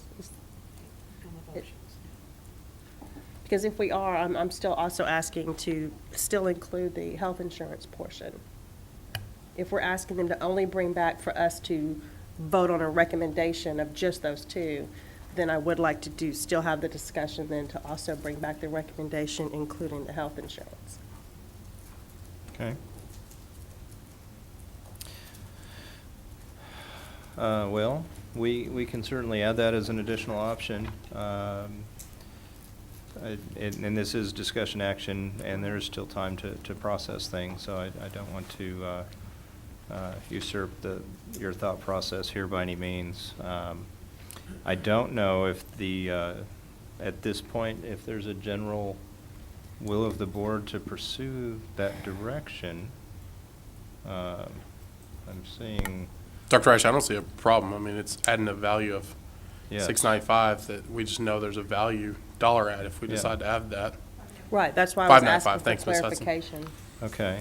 I mean, I think it's just a line item at the bottom if we decide we want to add that, because you never know what you may hear this week. Right. Right. To have some influence. And that's why I wanted the So clarification. for clarification, just, so do you understand that to have that added I as a understand line that item for those, consideration? that the two models will both also include, or do we want a separate model for each that also includes health insurance? I would say just put that, like what Mr. Hogg stated, put it as a line item underneath as a consideration point. So, We need to adopt the budget by functional category, and so those costs will be spread across many functions. So we may need to bring multiple versions of the budget, okay, both with and without health insurance, to show that. okay. Well, I think that you have thoughts. It seems then what I'm hearing is the two options that we discussed plus two additional options then to meet your objectives, what you need. Go ahead, Ms. Holmes. Ms. Powell, developing all of those scenarios at the functional level is pretty significant time to develop, or no? Because the reason I asked the Great point. question. These are my folks that are going to do it. No. So I'm going to look at The reason I asked the question, because I think it's a really good point about healthcare access. I think that's an important thing to talk about.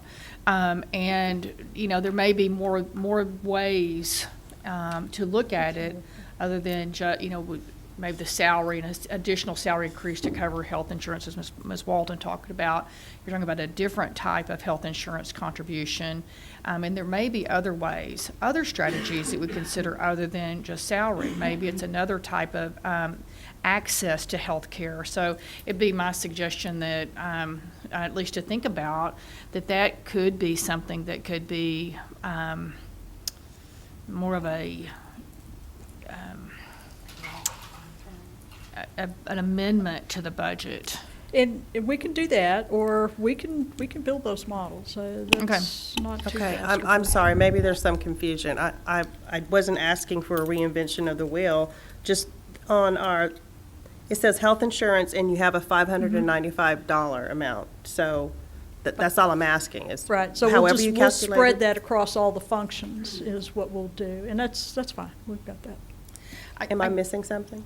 No, I know, I understand. I hear what you're saying on the line item. My point, I guess, would be if for the $595,000, is that the biggest impact, or is there another healthcare access strategy that should be considered for that amount of money that may better improve employee access to healthcare? That's why I thought maybe it might be something for a bit of a longer study and an amendment. I think that's a valid point. I know that one concern that I have as one individual on this board is these contributions are still not making it affordable health care. And I want us to really provide the best value for our employees, and it's a difficult task. So I think having options, don't know what those are, don't know what that looks like, to make a better investment. I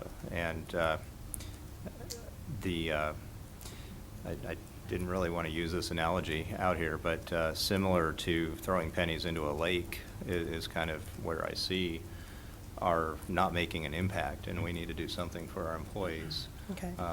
So we can certainly look at that. It might be a discussion point for our finance committee to really vet out a little bit more as well, so that we're not. Okay, that's fine. That's the first time I've heard of that. So I had no idea that we were even thinking of making any additional thoughts on how to better do that. As far as I knew, Yeah. we would just present it with this 595. So that's why I was saying I'd like to see it. I had no idea that we were thinking of doing something different. Yeah. If we are considering doing that, I would hope that we would do that and do it fairly quickly, because it's been too expensive for our employees for years. It's not just a new situation. Right. So I'd like to see that Right. happen sooner than later. Yeah, absolutely, absolutely. Yes, yes. Point well taken. And I'm sorry, is my mic still on? Is it still my turn? It, Sure. Okay, I and I'm think sorry, so. Cindy, I know you just told me this. The 1.162518, the difference between that and the 1.085 is $77,000. Right, and so it's a net, if you look here, this is the summary slide, there are 22 positions. Right. And so the sum of those, of all 22 of them is $1,195,000, that's base salary. That includes the salary for the 3 that aren't gonna cost us any money. We subtract that out where you see the 119,000. The 86,994 is the fringes on all that. Thank you. So it all nets out to the 1.16. Thank you. Okay. Thank you, Ms. Mays. Ms. Walton?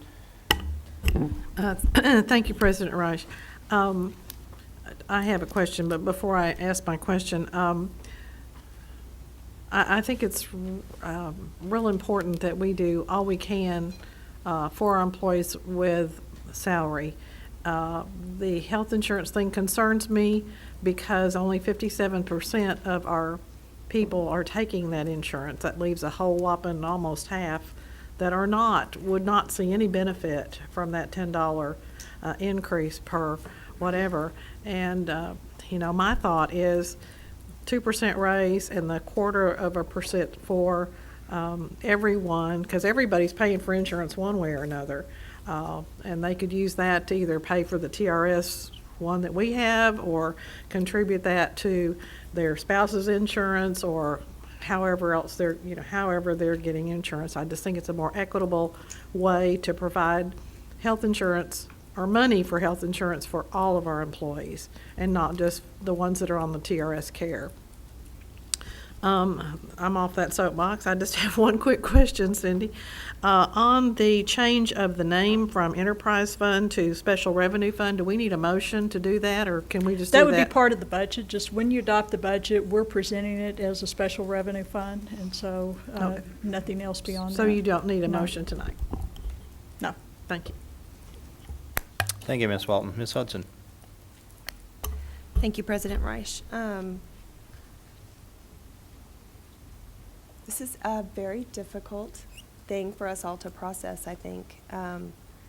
It's just, I would love to do everything for everybody, and trying to suss out what are those things that we can do now and what are those things that we have to do later. It's a really difficult process because this really impacts people's daily lives and their ability to do what they need to do in their life. I concur with Ms. Mays. I would still like for us to, at least for discussion purposes, be able to still talk about the health insurance. I fully agree with the idea of helping everybody versus just a few people, but for the few people who are on that insurance, that's their best option. And so that can be very impactful. I was glad to see 2.25 come back, particularly with regards to where inflation is, because that's kind of just treading water as far as the human aspect of people budgeting. So I appreciate that. I was wondering, my goal with this question is to simplify things, not complicate things. So I'm asking sort of your opinion. Mr. Hibbs requested that we come back with sort of take that equity adjustment in thirds. And I'm wondering if we just opened it up to you and said, can we have a 3-year plan for looking at that adjustment? Would you come back with something totally different, or was his proposal the ideal proposal? And I guess I was just kind of wanting to, we have fantastic talent and experience here in front of us, and I just want to make sure that we're taking full advantage of your expertise and not being too heavy-handed with our request. My initial thought was that we would simply take what we've already modeled and do it in thirds, and partially being we should gain a little bit of ground again if we're giving a slightly higher raise than districts around us. And so, you know, I wouldn't presume at this point to look at doing anything other than just trying to close that gap a little each year, kind of incrementally in even chunks over 3 years. So Mr. Hibbs' recommendation of taking it as a Yes. third, and then after we decide on the raise or whatever it is, and we see where we are next year, then see what we need to do Exactly. again. Okay, cool. Thank you. All right, I don't see any further lights. I'm sorry, I do. Just for Kristen's question, So if we did consider the third, and you're saying kind of like a good faith to show, there's still no guarantee that they would continue to get those thirds in the future as well, right? Well, it's, every vote that we take is up to the discretion of the board in place. Correct. I think that we're, in our comments tonight, we were showing that we want to do something in good faith for our teachers in that range. You know, with anything in our budget, we could change next year. The idea was, and it's was truly just to say, we're stretching ourselves, because we are. We're stretching ourselves beyond, I think, any of our comfort level is in the deficit. But we also want to show that we want to be competitive in the marketplace, and we also want to retain our best of our best, and that's what we have. And I think either Ms. Walton or Mr. Hogg mentioned it. He said, when these teachers get to 7 years, they've got a lot of experience behind their hand. Also a lot of investment that we've put in them, and we want to be able to retain them. So, you know, the idea that if the board is in good shape next year, something happens, and we can come and say, okay, how about we just fund the other 2/3? You know, each board has that in front of them in that opportunity to do so. I would think that would be a great scenario. I'm just trying to put a baseline out there saying that that everybody that has viewed this evening has said, this board in good faith has said we're going to try to eliminate that gap as expeditiously as possible. Okay, and thank you, John. So all I was trying to say was, with that being said, my thought, for what it's worth, was I was very happy with the 50%. And I appreciate you talking about the money and so forth. But as you said, and as Bowie stated, and as I mentioned in our last meeting, this was pretty important to me. So I was just saying I'm fully on board with just doing the 50% and not waiting. That's all I was going to say. And that But will I be one of the agree. 2 proposals that's brought next week. Right. Okay, very good. I don't see any further lights. You have your direction. I know it was a little confusing there for a little bit. No, I think I'll take the we've got blame it. for that. We'll figure it Okay. out. All right, great. Well, thank you, and we will look forward to seeing what you have bringing back to us so that we can consider further. And Mr. Hibbs, we'll do our best in your absence, and I'm sure you'll probably give me something to read. Yeah. Oh, okay. Very good. All right, well, let's move on then to the next discussion action item, the Fine Arts Center design update. Thank you, President Reich, and we've had an opportunity to have a number of meetings with architects and stakeholders about our Fine Arts Center, even with our board subcommittee on that. And so tonight, we'd like to bring a presentation related to where we are with that design and the Fine Arts Center input that we've received. And I think that just ahead of time, I'd like to thank all the staff and the architects for their hard work on this and for their input and making sure that we serve our students exceptionally well, and that we serve them exceptionally well in a facility that not only we can be proud of, but that they can continue to learn and flourish. So I'll turn it over to Cindy, and she'll start our presentation, and then I'm sure we'll have architects and others as part of this. So Cindy. Absolutely, thank you. So, President Reich, board members, Dr. Cavazos, my friends are leaving me. That's quite all right. I told them to earlier. No. So one of the signature projects in our 2014 bond program is a Fine Arts Center. And as we put the bond package together in 2013, the fall even of 2013, and early in the winter months of 2014, what we anticipated on a very uninformed basis that we might need was a facility that had a performance hall that would seat up to 2,500 people, some classroom space primarily dedicated to virtual learning, and then also a space for our new instrument repair program. So immediately following our election in May of 2014, the district engaged Young Richter, a facility planning firm, to work with us on several projects, including the Fine Arts Center, to develop educational specifications, primarily defining what you want to do in a particular building and the kinds of spaces you need in order to do that. We did a similar process with Workman Junior High, with the athletics complex, with the Career Tech Center, and our Ag Science Center. So we went through the process with Young Richter, and we brought in over 50 people, stakeholders, everyone from students, parents, fine arts directors, theater teachers, visual arts teachers, all to provide input to this process on the kind of programming we wanted to deliver at our Fine Arts Center. Frankly, we said from day one that this would not just be another high school auditorium. We have 6 of those already. We were not looking for another high school auditorium. We were looking for a space, and this term does get used a lot, but a world-class type facility that has the appropriate acoustics and lighting, sound systems, and learning spaces and tools for instruction for our students. And so we took input from our users, and what we learned even from that first work with Young Richter was we don't just need one great big space that is multi-purpose and may not be the best kind of space for each one of our fine arts strands. Each one of those strands actually has some very specific technical needs. And so as we began to work through it, what we came to was we really have a need for 2 separate spaces in that building. And this board has heard this when DeYoung Richter presented the results of that planning lab work in 2015.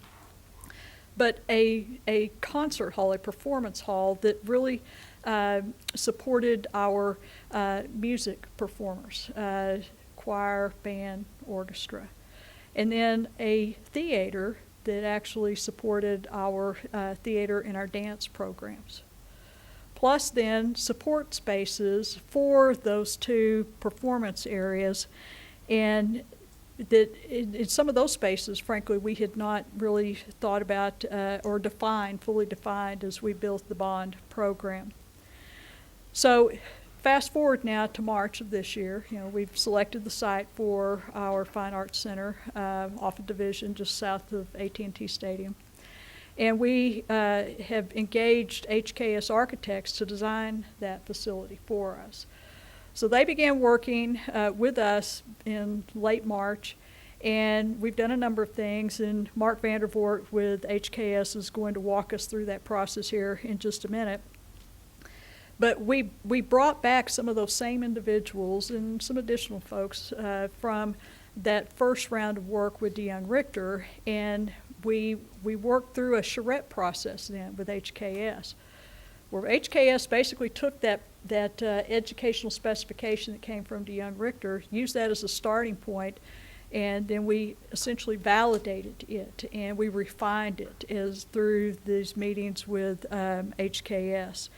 And so again, further defining seating capacities and size of stages and the kinds of rooms that would need to support these spaces, even for things such as UIL competitions that we would tend to host here.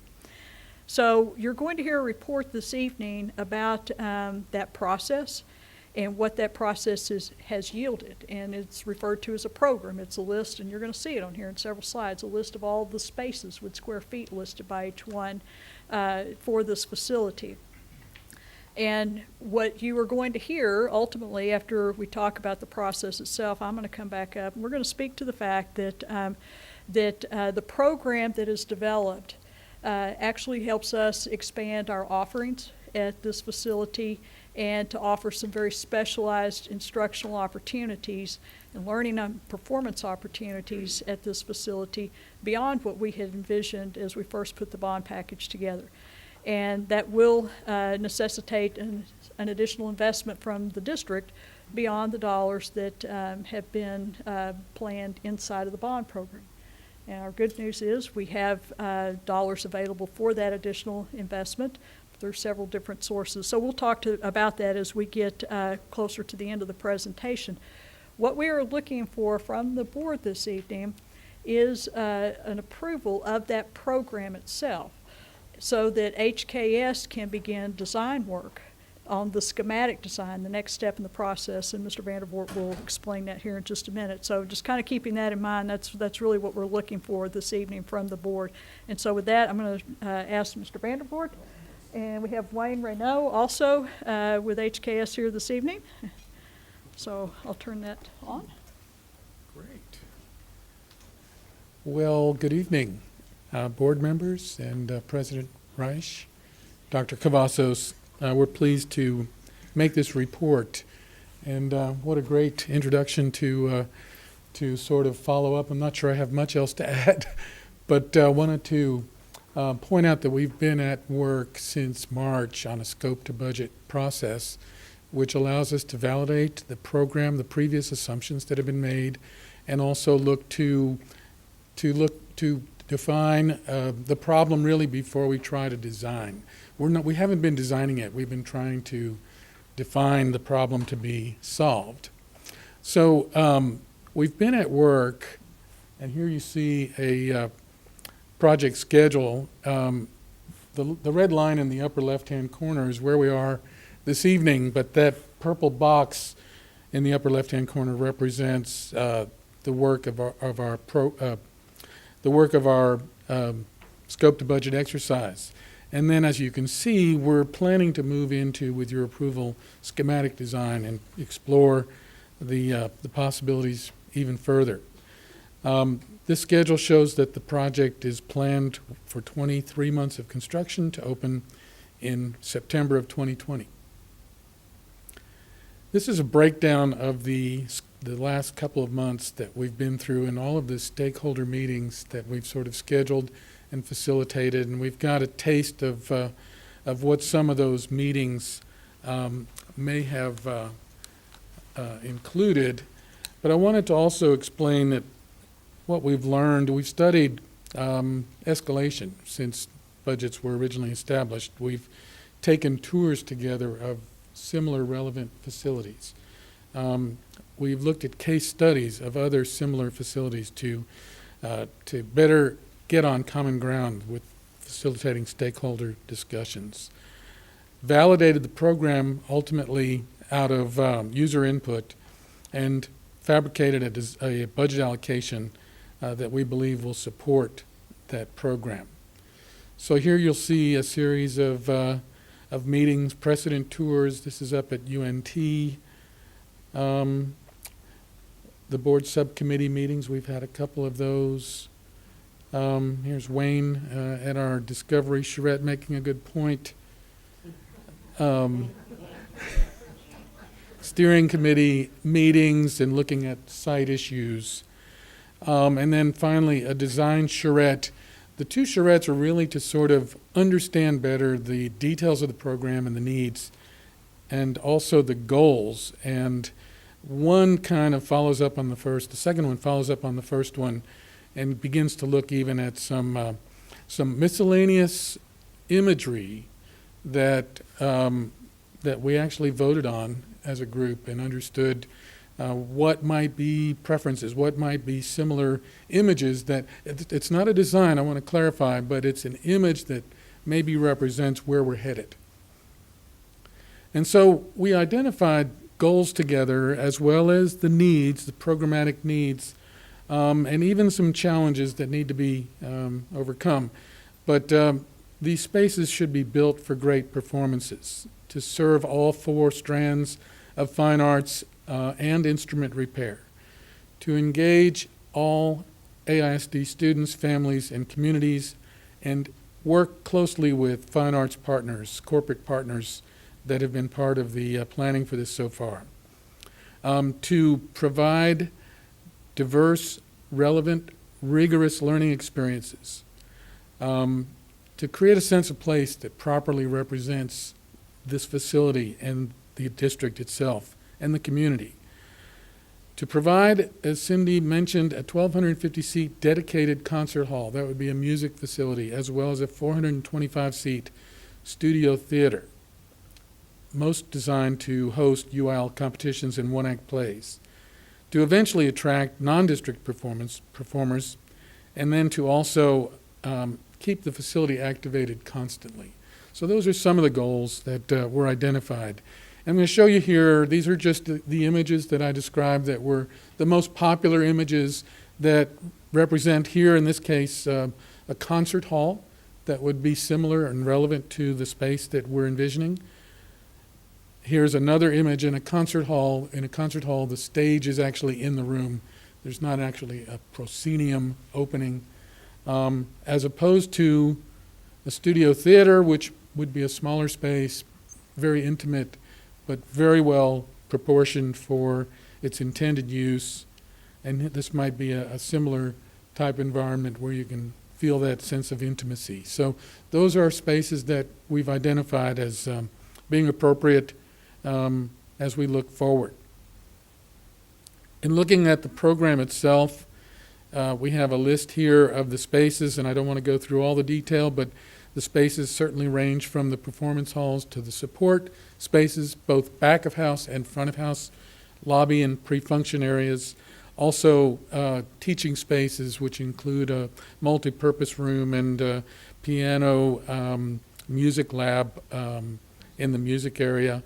In the theater and dance area, the theater itself, a dance studio, visual arts, there would be a dedicated gallery associated with the main lobby of the building, as well as a visual arts studio and all of the supporting spaces for that. Instrument repair, virtual learning areas, and some offices for facility management, as well as fine arts administration. So that's just kind of a quick recap. And here you see a what we call a bubble diagram that just shows all those spaces and how they would ultimately be interrelated. So there's no floor plan yet. This is just kind of looking, diagrammatically at how things would relate. In summary, I point out here again, the lobby, art gallery, pre-function areas, the concert hall, and you can see the other spaces which I just defined. And I'm going to turn it back over to Cindy at this point, but if you have any questions, we can certainly answer those. So as part of our charrettes and the work we did even with DeYoung Richter and working with the stakeholders, there was a lot of conversation around what is the right size of the different performance spaces, and they based their input on concerts that they hold today at their existing high schools and concerts that they play in other venues. And so the spaces that you've seen listed here with the seating capacity you've seen listed came from our stakeholders, our directors themselves, on the size of space that they felt was appropriate to perform in, having it literally not you want sufficient seating, but not so large that it becomes cavernous and creates some other acoustical issues. So to maybe further expand on some of the programming, the instructional piece of this that has been refined, I would say, and developed as we've moved through this process, even through the charrette process. We want to plan for having upper-level fine arts courses offered at the Fine Arts Center. That would include IB courses. The dual credit courses you see listed here are with partnerships for UNT and UTA for visual arts, and we'll look to expand those over time. Advanced courses you see listed for the areas of dance, visual arts. Visual arts would include Visual Art 4, sculpture, metals, art and media communications, back to the music side of things, piano, and even advanced theater tech, since we'll have a very appropriate theater space in which to train students on the tech side of operating a venue like this. Certainly we have our instrument repair program that today repairs wind instruments. We'll look to expand that to strings and piano and guitar down the road. And then again, you've heard mention on several occasions about virtual academic coursework, making sure that if students are at the Fine Arts Center and they have some extended period of time available outside of one of these fine arts courses, that they could take advantage of virtual learning and continue to move forward on some of their academic coursework. In looking at enrichment opportunities provided by the program that we're presenting to you this evening, we can provide for grade level performances and exhibitions within the art gallery, UIL and pre-UIL events, network performances, summer camps. We can have satellite venue, possibly with college and university partnerships, and professional development for our fine arts staff, and guest lectures and concerts and performances. So as you heard me mention right off the bat, that the programming that you see here helps us accomplish all these things, but it will come at a cost that exceeds what we have in the bond program specifically for this project.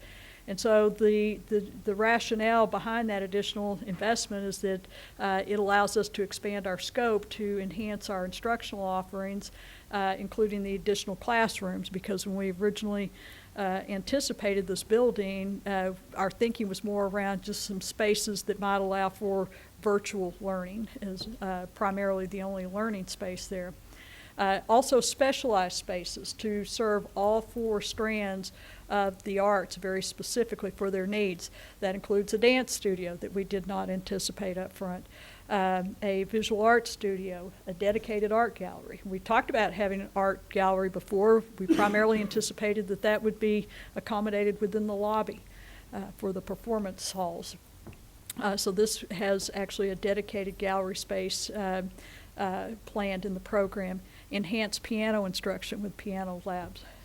And another component here that is driving this need for additional investment is construction escalation or inflation. And then also spaces to support UIL events, such as there's a multi-purpose room factored in here that can be used both as warm-up type spaces for a UIL competition. It can also be used as regular classroom spaces, meeting spaces, professional development spaces are factored in here. So we anticipate that the cost of this could exceed what we have available to us in a range. I mean, these are still very, very preliminary estimates, anywhere from $15 to a little over $19 million.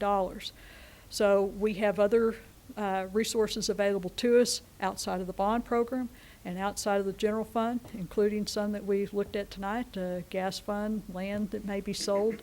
And so we'll be looking, watching these estimates as they are refined over the next few months, and working with our board finance committee and coming back to the board with a recommendation on how to best where to take those additional resources from to fund this additional investment. Well, that brings us back to the slide about the schedule and the purpose for the presentation this evening.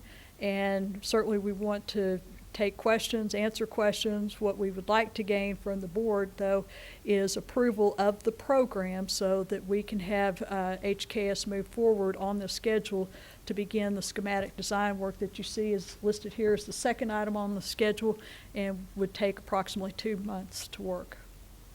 So with that, we'll be happy to answer any questions you have.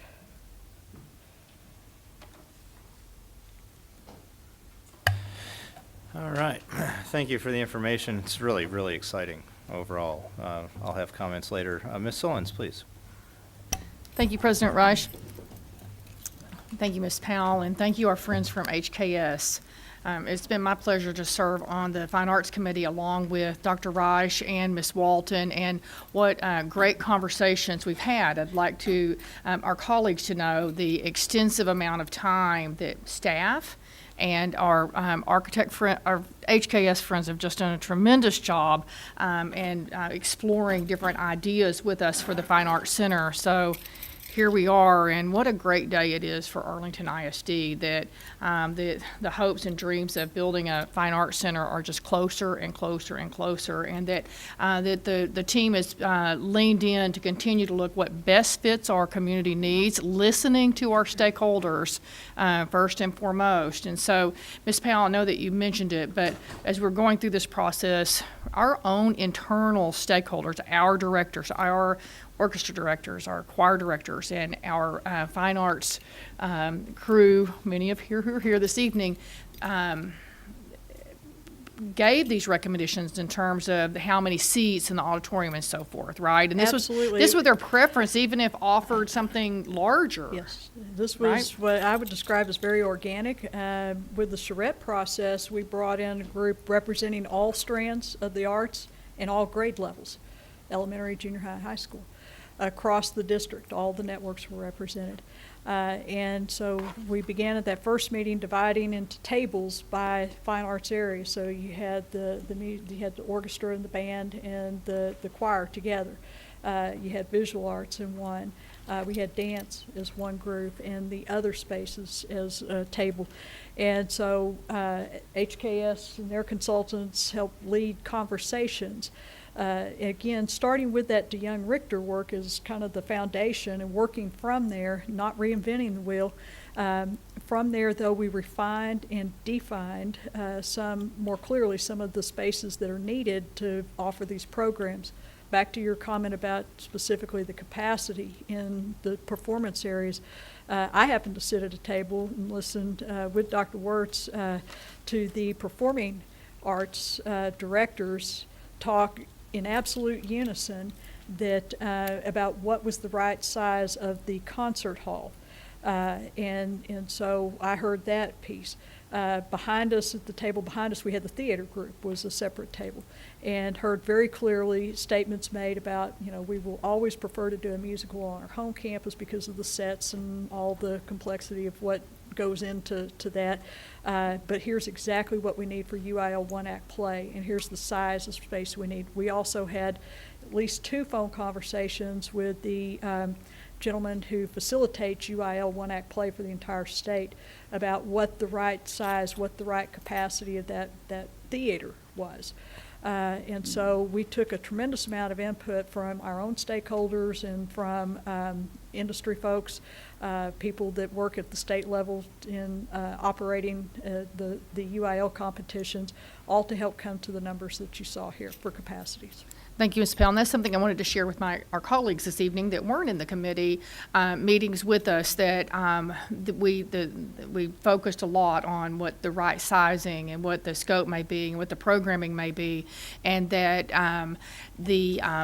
the feedback, the answers we got back were about from our own internal people, experts in fine arts. A few years ago, they came forth with what to me was a surprising recommendation, Dr. Earnhardt, that we would take 6th grade band out, and it was concerning because we would like to be fully invested in fine arts in this district, and he was spot on because changing the band program offering has resulted in we've had a great outcome. So I kind of took that and applied it to where we're going here. Now, no, I've had the benefit of sitting on the committee, and I really appreciate your time and your time as well.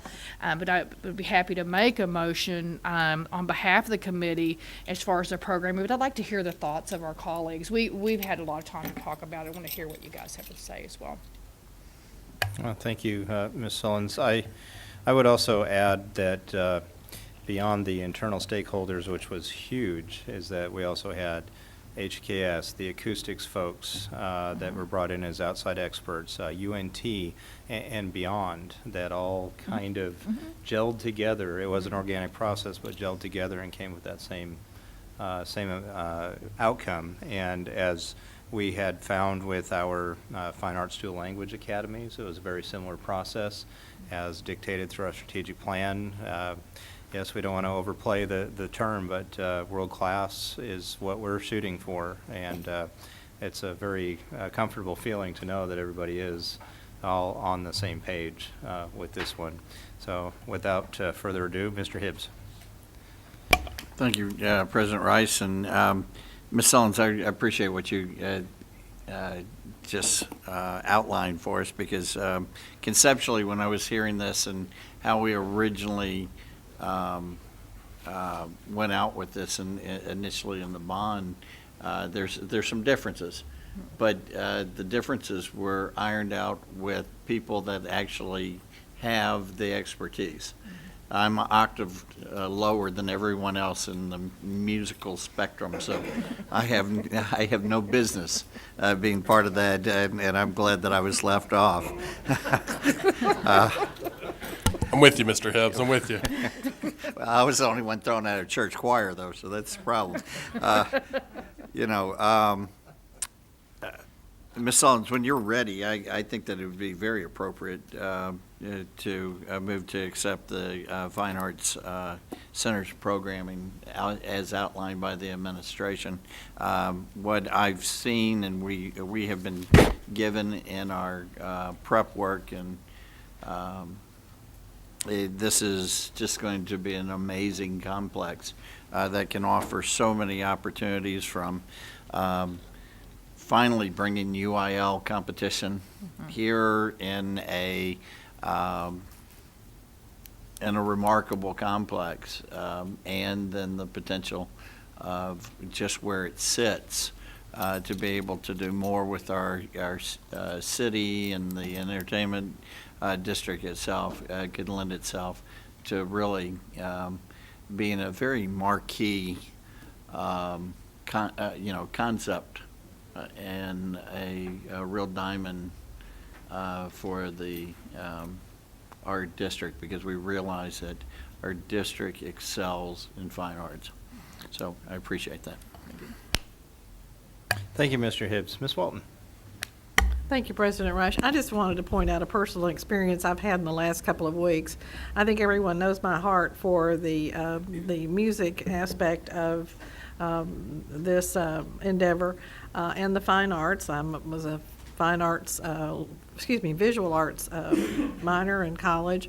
But through a granddaughter and a niece, I have had the experience the last couple of weeks that some of you may have had, and that is going to dance recitals. And I am here to tell you, there are a lot of little people out there in dance recitals, and they are looking for space to do those dance recitals at the end of the year, from the Will Rogers over in Fort Worth to our high school auditoriums this past weekend. So when we look at that, maybe we can, share this with the community and have a chance to, offer them a space for a fee. I think there's great potential there among a lot of little dancers out there. And I would gladly second Ms. Sullivan's motion to pursue this. I'll make it shortly. I think you're going to have to gun for that mic there. Let's see. Ms. Mays. Yes, just very quickly, I just want to say, really appreciate the fact of being able to bring in the stakeholders, as you said. I know when we first went out for the bond, in our minds, we were thinking of what we would like for it to be, but at the end of the day, that's really not our expertise. So we went out and found the experts and utilized the experts that we already have here within the district to make sure that what we are providing, very importantly, is world-class, but even more importantly, will help to produce world-class students that will be doing world-class performances throughout. So I just really wanted to say kudos, and very thankful that we took that route. And that's all I wanted to say. Thank you, Ms. Mays. Mr. Hogg. Yeah, thank you, President Reich. And Mr. Hibbs, you got thrown out of church choir. Well, I was a fifth grade cellist. Cellist? Is that the right word? Here in the AISD, and luckily our teacher was smart enough to teach me how to fake during a concert so that I didn't mess up all the other students. And her comment was, I've never met someone who loved cello so much but was really bad at it. So, and as my parents said, I told them like a year later, and they said, that's the greatest thing we've ever heard of, because you were you were struggling at cello, and we all find our own gifts. So luckily I learned to read music, and that was the introduction to cello right there, is the reason they put me in there. So I'm with you, Mr. Hibbs. Ms. Powell, let me ask you, and to our friends at HKS, as we look at this and pictures, and that's why we have our colleagues on this board that really drive this, because I love going to the fine arts, but as I sit and listen to the choir, they all sound awesome to me. I can't tell when one sounds better than the other. They all sound really good to me, and I like them all. As we look at this and we look at the diagrams and the charrettes of where we're looking at, and as we look at our property, are we building out the space to meet the standards? And I kind of talk about the footprint of where we go. We look at, are we going up? Is that in the discussions to look at to make sure we're meeting all those standards, but then still have the space for, I hear a lot of discussion of, I know we'll have some gallery space, but then even kind of small events or gatherings or anything of those natures to be able to host events there. Because right now in the district, it's like, go to the PDC and that's it. Yeah. Is kind of where some of those events are. Is that in discussion during this It also? is, and I know we're early in the stage. Yes, still. and I'm going to ask Mr. Vandervoort to address that. I'll make a couple of comments first. That under a separate contract, we have contracted HKS to do a master plan for the site, and part of our objective was to use the site itself as efficiently as possible. There are also considerations in terms of actual construction of a facility where you may gain some efficiencies in your model. You may save space for yourself for down the road for additions, or to possibly have room for another development on the site. And so we want to make sure that we look at all those options. And so I'm going to ask Mark to speak to that just a bit. Yes, I think that there can certainly be some spaces located on a second floor that would diminish the footprint of the building and leave opportunities for other development, as Cindy just mentioned. I think it would be wise to leave space for a possible addition in the future. So what we've shown so far is really kind of a diagram. It's not a design, but we'll be bringing back alternative schemes for review in schematic design. Well, that's appreciated, and I like the idea of, I think it's worked well at the Career Tech Center, where if we ever need to expand it, we do have the design for building that out, and knowing a lobby space and the gallery space where they can be used for other events is critical. Ms. Walton, I agree with you. I'm always willing to make money renting things out, but I also can't forget the main purpose of this building, and that is to enable our students first and foremost on everything we do. So I appreciate you guys, and as y'all look at the schematic designs of decreasing a footprint, I think is a discussion we all have as we start going through that. Thank you. Sure. I don't see any further lights. Just to clarify on your statement, potential design could include for future addition. Do you mean classroom space, and certainly not performance space, or is that what? Most likely not performance space, Right. but other spaces that could support all of the strands. It's undefined at this point. I think it's just a kind of a smart way to develop the site. Sure, okay. And I appreciate what Mr. Hogg's line of questioning was as far as taking most advantageous positioning on that footprint and how much building up versus out. Mm-hmm.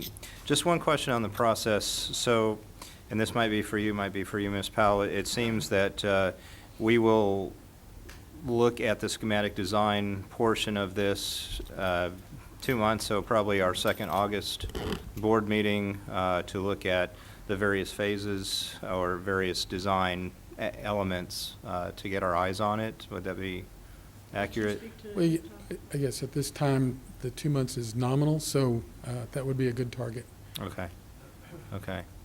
All right. And yes, Dr. Cavazos with committee input for sure. And then one of the things that I'm curious about that I think we've all said on and off throughout our wonderful opportunities of being able to participate in these processes for facilities, new and expansion, is the opportunity for us to have additional input even after that schematic design phase. Because often we find ourselves signing off on a schematic design, and then it goes full tilt into the planning process, and by the time we see it again, it's already too late, and we either through stakeholder input or us on the board go, well, what about this, what about this? And so I would appeal to be able to make sure that we're included a little bit more in that process moving down the road. So this is very exciting. Thank you very much. I don't see any more. I understand, Ms. Sullins. Okay. Ms. Hudson. Thank you, President Reich. So sorry, Ms. Sullins. I just have one quick question. First of all, I do want to echo the sentiments of my colleagues. I think taking a step back and making sure that we're creating a facility that's student-centered and 100% going to serve their needs takes a lot of courage to make that change, and I really appreciate that it's been done so thoroughly. I do have a quick question. I see on the, whatever these graphs are, you have security control room listed. Is the entrance going to be similar to our schools where there's sort of a security vestibule and people have to pass through? Or because this is not a school, will it be more of a, I guess, what will that entrance be like in security for the students who are there is my general question. I think the area where the classrooms are can be secured from the lobby area, if you will, which would be a public space.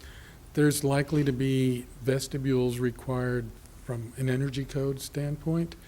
And I think those vestibules could be manned or not, depending on the event. But the sort of classroom areas can be secure and should be secure. Okay, so even though I'm not seeing it on here, it is being worked into the plan. Yes, and I think that room is really for monitoring, you know, the whole building, if you will. Camera equipment and video monitors and that kind of thing. Okay, thank you. Sure thing. I don't see any further lights, so this is discussion action. There's been talk of a motion. Ms. Owens. Dr. President Reich, thank you very much. I'm happy to make a motion, and this is really a great day for us. And we think about the access and excellence, and what a demonstration that has been, not only in what the outcome of this will be, but the process that has informed this so far. So between now and the time we actually have a building, I think we have a lot more conversations. We have a lot of opportunity for input, and I share your thoughts on that. So this evening we need to give some direction. So I would make a motion that the board approve the programming as presented in this evening's presentation so that the project can move into the schematic design phase. I second that motion.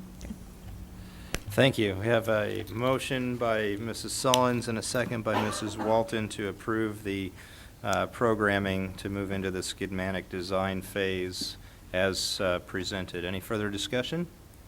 Please vote.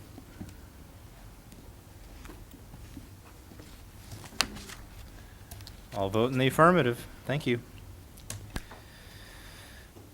Moving on. Our next item on the agenda, and thank you folks. Our next item on the agenda is moving to discussion items. We have one item this evening, which is the PBIS update. Mr. Superintendent. Thank you, President Reich. And this evening, we'd like to present a PBIS update. We have previously spoken about this. It's part of our strategic plan. I think it's a good opportunity just to calibrate and understand the objectives of PBIS and how the implementation is going in our district. Again, ahead of time, I'd like to thank our student services group, Jeannie Muldrew, and in particular Michael Hill, for all the work on this, and all our teachers and principals and administrators.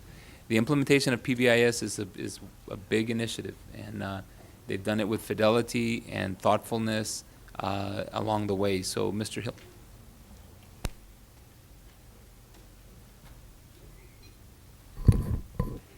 Good evening, President Reich, board members, and again, Superintendent Cavazos. Thank you for the introduction and kind of getting us started here, Dr. Cavazos. And so, as you mentioned, we are in probably year 3 or 4 of the implementation of PBIS across the district. And just a little background information. What we tried to do is look at this through the lens of the strategic plan and that category 4, leadership, citizenship, and responsibility, and making sure that we are enhancing the emotionally and physically safe learning environment. And so that's the lens that we try to work through as we implement PBIS. Again, tying it back to our board policy, AE Local, where we talk about the core beliefs that the board believes that the school environment impacts achievement, and through curriculum management, how will students respond when they face that initial difficulty in achieving the standards. And so these are, again, the lens that we try to look through our work with. And so when we look at a discipline management system, what are we talking about? And in general, it's a common framework. We try not to get into the specifics. We try to just set the framework for PBIS. And in that framework, we look at student behavior expectations in academic and non-academic settings, basically teaching what we want that behavior to look like. Differentiating between what should be managed in the office by administrators and what potentially could be managed in the classroom by teachers, and then assisting those teachers with the tools to manage that behavior. Clearly communicating the positive and the negative consequences for the inappropriate behavior and for the appropriate behavior as well, and positive reinforcements for the same. The purpose of this system is, again, to create consistency across all areas in the school district, whether it be in the cafeteria, the restroom, the school bus, on a field trip, or wherever. We're talking about consistency in the expectations and clearly communicating that, again, in those academic and non-academic areas. And to create a common language for our students and our staff and our parents. We think that that's a very critical piece there when everyone is kind of singing on the same sheet of music. The discipline management system, again, we wanted to make sure that it fulfills the expectations of the strategic plan, that it's about students. It is student-centered, promotes a positive culture and a climate, be supported by professional learning. We understand that this is going to be new for teachers, and so we want to make sure that we put the supports in place to give them the tools as they go into the classrooms to execute the implementation. Be applicable across all classrooms and again, academic and non-academic spaces, and to teach that social and emotional skills that the students we know they need, and to promote engagement. And we really want the students to own this. And you'd be amazed if you visit the campuses or you just talking with teachers or parents and some administrators about how students are really owning this piece of it. Historically, when we talk about behavior management, it's typically been consisted of making students behave or make a student act a certain way. Research says, and this comes from the Safe and Civil Schools, that this attitude leads to an overdependence on reactive procedures. It's not bad or wrong, it's just ineffective according to the research. And it holds us to those simple solutions that we could do better with regard to our students. Understanding today's students, and we look at this through the academic and the behavioral lens right here, and that's a very critical piece that I want to kind of spend some attention on, and there's a slide that's coming up here in a second. 80 to 95% of our students, whether it's behavior or academic, they're going to respond to universal. 10 to 20% will need some targeted supports, what we call Tier 2, and 2 to 7% will need some intensive supports, what we call Tier 3, and that's on the behavioral side as well as the academic side. So PBIS is what we've implemented as a part of the strategic plan, and it's simply, again, it's a framework that's put in place to create supports for academics and social behaviors for all students. Utilizes data to guide the selection and implementation of progress monitoring, and all of this is evidence-based. Provides a structure for needed resources and systems, and it's not a curriculum or an intervention. Again, it's a framework that we support teachers in filling in the blocks, if you will, of that framework. What drives the implementation? And so we've got support from the administration, and you see that with funding, visibility, political support, all the way down through the district leadership team, the Office of Student Behavioral Support Services, that's Ms. Mulger and her team, and ultimately the campus staff with the implementation of it. We believe that if these pillars or levels are in place, then we've got a successful implementation plan for PBIS. Traditionally, practices has been reactive, where PBIS suggests that we are preventative. Traditional, and I won't read all of these, but you've had an opportunity to review them. But on the left side, we got the traditional practices. On the right side, you've got what PBIS suggests, and they're almost mirror opposites of each other with regard to the lens through which we look to help our students and our staff. Here's another diagram that just kind of shows how you've got the data, you've got the systems of support, and you've got the practices, all about working together to improve the outcomes for our staff, for our students, and for the supports that are worked throughout all of those. Here's a diagram here that kind of further demonstrates what we talked about a little bit earlier. And so if you look on the left side of that reverse triangle, you've got the academic view. On the right side, you've got the behavior view. And so that's the view that we really want to try to drive down on. Again, 80 to 95%, 80%, and some maybe say a little bit higher, of our students are going to respond to the initial universal presentation, whether it's academics or behavior expectations or whatever it is.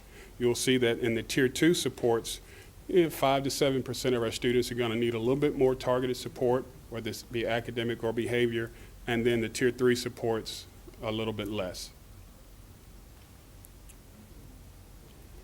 So what we've been focusing on is PBIS in the classroom, and we call it the Big Six, and we're looking at culture and relationship building. That's critical. That's the piece there that we really want to make sure that all of our staff is equipped to work on in implementation. Then we're looking at our structures, our expectations, the interactions with students, the reinforcement of the positive or appropriate behaviors, and the correction of the inappropriate behaviors. All foundational learning, just behavior basics and data collection on how those students are responding, how they're not responding, and then what are our teachers doing, what our staff's doing to support those students in that appropriate behavior. Characteristics of PBIS, again, structure the environment for success.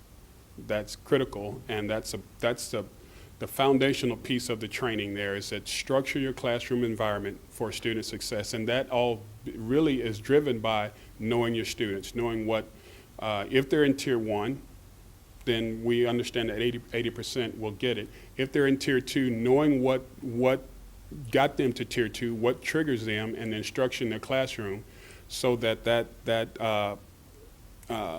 disruption or whatever that may be that causes that student to go off track, that we understand that and we try to minimize that throughout.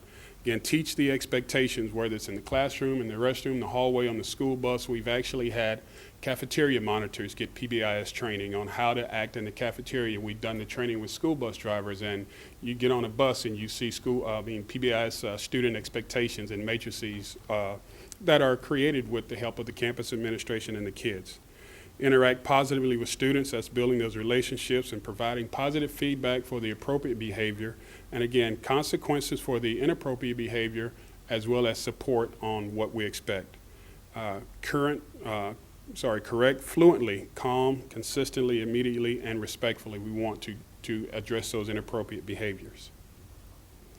The outcomes, when implemented with fidelity, and we've seen this over the course of the implementation, is reduced office discipline referrals, positive school climate, classrooms are less reactive, less aversive, less dangerous, and less exclusionary. Classrooms are more engaging, responsive, preventative, and protective. Addresses classroom management and disciplinary issues as a whole versus the individual. Again, we would go individual if and when necessary, but again, we're trying to address it as a whole with regard to the expectations being taught. So just a little bit about the timeline, and I won't read all of these if you had an opportunity to see them. The board approved the administration's recommendation back in 2014 as a part of the strategic plan. We've created campus teams to help the implementation of this, and Ms. Mulger and her staff has monthly meetings with the campus teams, or maybe bi-monthly, with regard to their implementation and how the data is looking and what are things that we can do to help implementation on the campuses. We had 68 PBIS in the classroom sessions for teachers. Again, that's about setting that expectation. They're 3-hour sessions apiece, and you could hardly get into those sessions. The teachers are really interested in what that all entails. We continue to have the PBIS booster sessions throughout the year. I think they call it PBIS and popcorn, and they have it at the PDC. I think I heard that there earlier, and teachers sign up for it, and they go and get those booster sessions as those refreshers to help them continue to manage that behavior.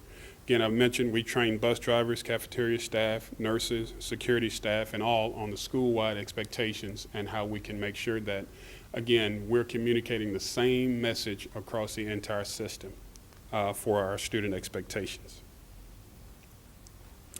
In 16-17, we collaborated with TCU on a research of a Tier 2 systems of support because, again, we know that while we're implementing PBIS, the student behaviors aren't going to wait until we get Tier 2 implemented. And so we have to go on and make sure that we have support for those students as well as those teachers who are dealing with those Tier 2 behaviors.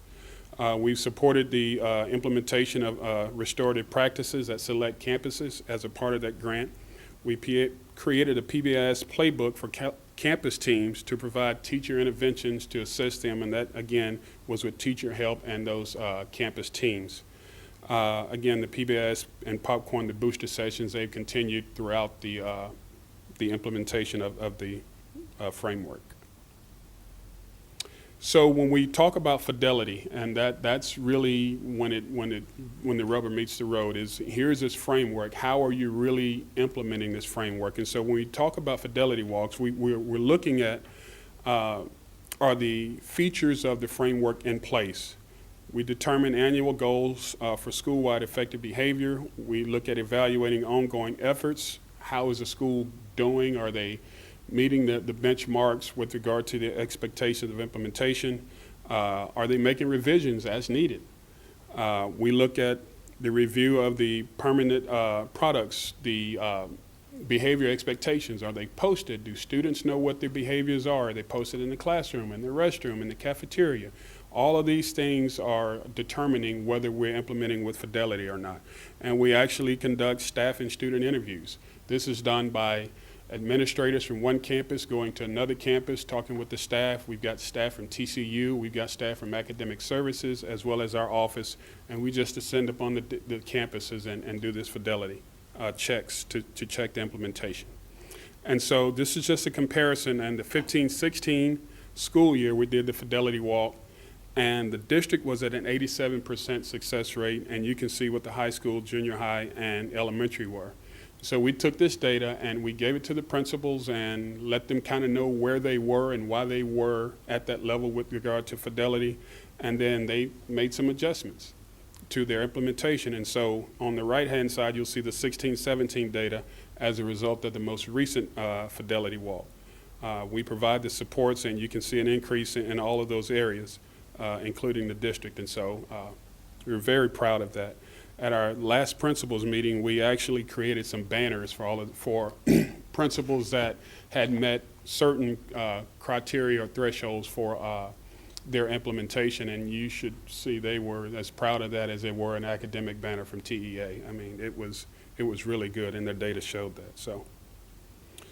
So just a couple other pieces here. We talked about restorative practices, and that's basically a continuum of supports. And so if you are disciplined for whatever reason, we're going to support you, but as a part of your reentry plan, this is just a piece of PBIS, and that is how can you restore that relationship that you've broken that caused you to be removed from class, if that's the option, or whatever the consequence is.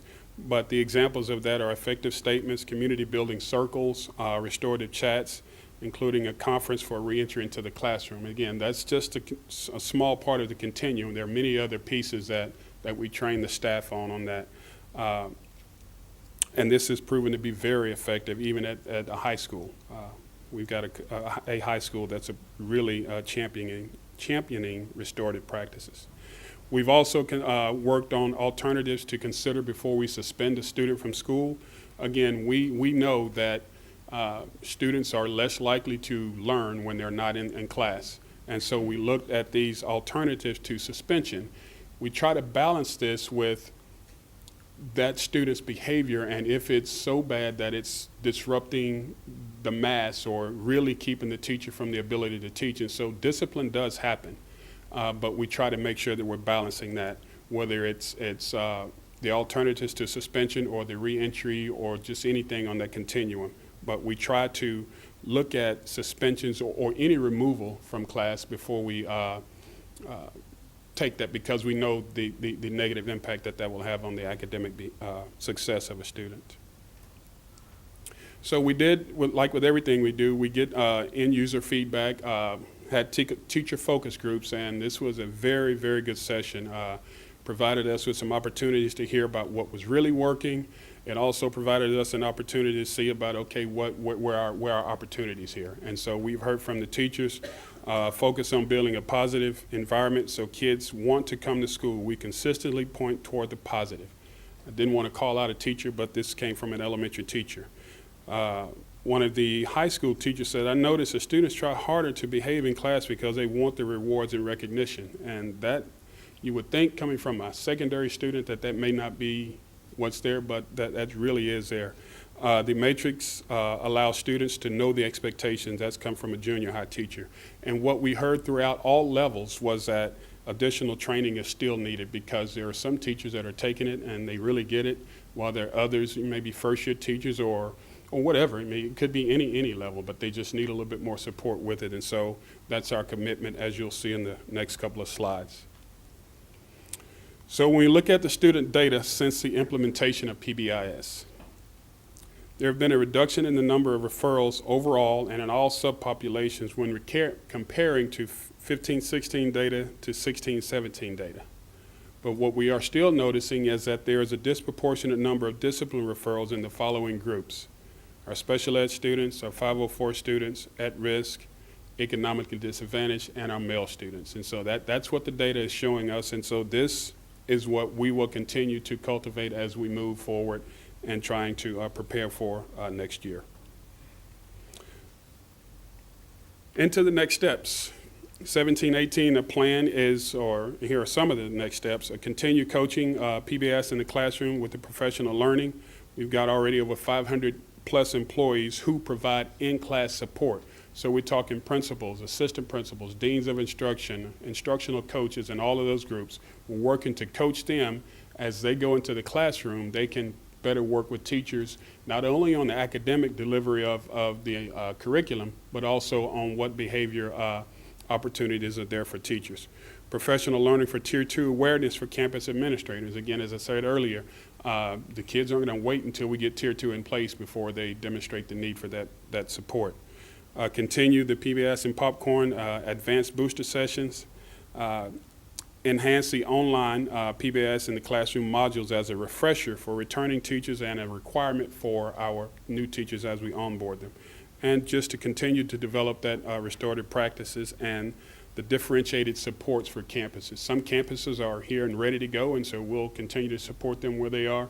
Some campuses may need a little bit more support, and so we'll provide that differentiated support, again, through the same lens of the academic view for students. So that's a lot that we've been doing. I'm here, and Ms. Muldrew is here if necessary to answer any questions that you may have. Well, thank you, Mr. Hill. Quite a comprehensive presentation. We do have some questions from trustees. Ms. Walton, please. I believe that this has been a real sea change for our teachers. It's taken, you have to unlearn what you learned before and switch over to this new idea for discipline. And I know that's difficult. I would have a hard time with it. I think anybody does. I'm wondering what I can say to teachers when they talk to me, and they say things like, we're just having a lot of discipline problems. PBIS doesn't seem to be working. Maybe it has something to do with that Tier 2 thing. I don't know. But help me. What do I say to these people? Going for more training, I don't know if that's really what they want to hear. But, we've got to get 100% on this. And Ms. Walton, you are on point. We do hear that, and we heard that from the teachers. Again, we'll go back to, we look at it through the same lens that we look at academic.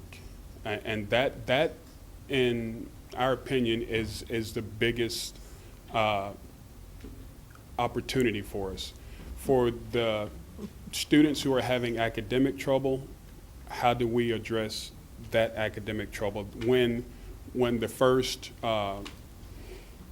presentation of the lesson wasn't received well or the student didn't do well? And so we just continue to go back and work at it. We work with teachers individually, we work with campuses individually to try to make sure that they are doing the foundational things right. It is critical early on that teachers build relationships with kids, and I know we're doing that. I see it all across the district.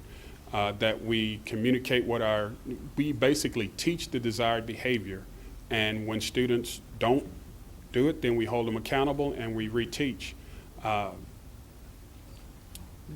It's just implementation dip, and that's what all the research says, is when you first implement something, you're going to struggle with it. And we just, Sure. Do we have any idea how much time this is taking teachers to implement, as far as, changing over and getting kids adapted to the training that they go through, that the kiddos go through, or?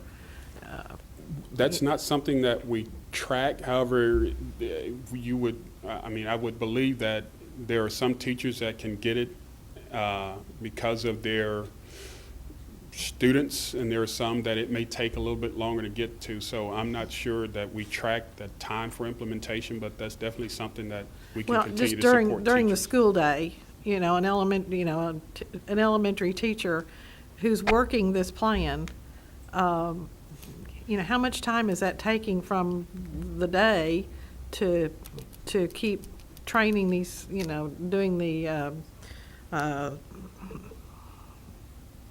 I can't remember the term. Behavior expectations? No, restorative practices and teaching them the expectations. And so restorative practices, that's not across the district. We've got about four campuses that are actually doing restorative practices. That's something that takes specific training and specific work and a commitment that we didn't want to take that district-wide. Again, that was a grant that we had wrote with TCU and their research department, and so we've only put that in 4 schools. I'm hearing very positive things about, from at least one of those schools, about that. So I hope we have some hope or some plan to continue that and expand it. But just teaching the expectations, the behavior expectations that you've mentioned, we don't have any idea how much time that's taking. Again, that would vary, I'm assuming, from classroom to classroom, building to building, depending on how the students are receiving it. It could take some time if you've got students who are not adapting to it very well. Sure. I'm still concerned, and I concerned, I guess, is the best word, about the indication that we're reducing the number of discipline referrals. And I know that's a goal, but at the same time, there's a balance between, a teacher who is maybe pressured, not to make referrals, or APs are pressured not to take them, and it's artificially messing up the idea to make this happen and to teach our kiddos, how to behave and try to coach and help them to those goals. So, we want well-run classrooms. You can't teach a kid if there's disruption and bad behavior going on in a classroom. It's impossible. So I still believe there are times when kids do need to be removed from a classroom. I know probably the goal for PBIS is that not to happen, but they're just I haven't been out of the classroom that long. I don't think that we have suddenly not had violent little kids or kiddos that have special needs that involve their self-discipline. So I have hopes for this, and I wish it all the best, and let's get that Tier 2 going and keep supporting our teachers, because this, as I said at the beginning, this is a real major change in philosophy and thought about how to discipline. And I think it holds promise, but at the same time, we've got to be supportive and of our people at the same time that we're trying to get this done. Yeah, I agree. And I do want to point out that, again, the framework for PBIS, it's not to not remove students from class. The whole view that we look at this through is teaching the desired behavior and rewarding the desired behavior and correcting the inappropriate behavior in a positive way. And if that means removing a student from class, I mean, we've still got ISS, we've still got suspensions, we've still got the alternative schools, and those programs are still being populated with students with inappropriate behavior. So, Is it still, but to get access to those programs, is it still the case that you have to have, that student has to have a number of discipline referrals before it clicks and, the gates open? it all depends on what that violation or that infraction is. There are some infractions that take you right there, right now.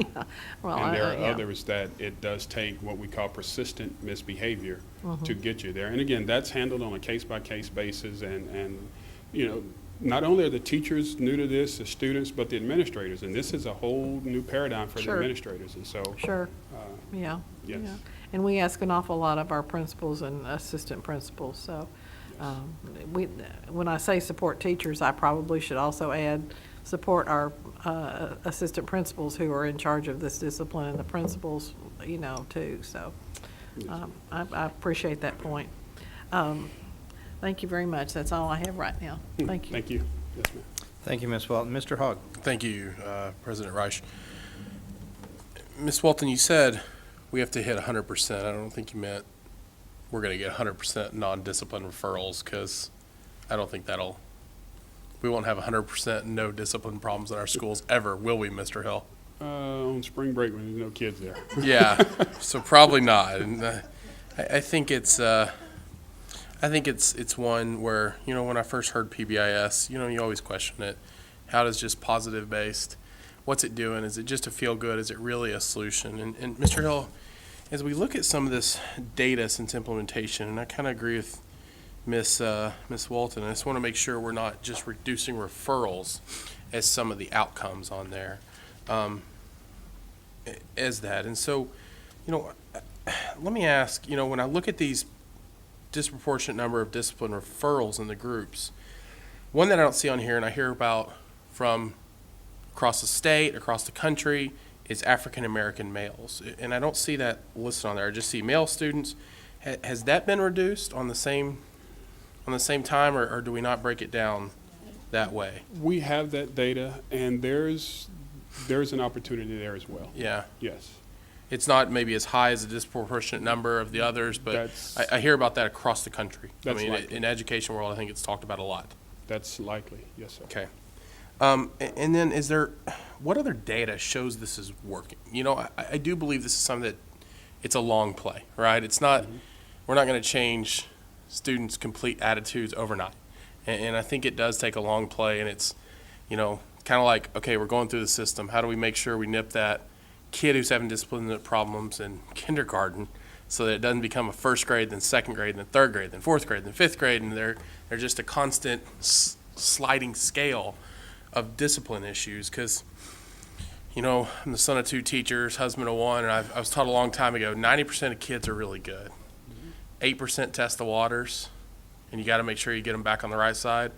And 2% make the day a pretty long day in a classroom. And so it's, you know, I'm glad to hear you say we still have the outcomes for those 2%.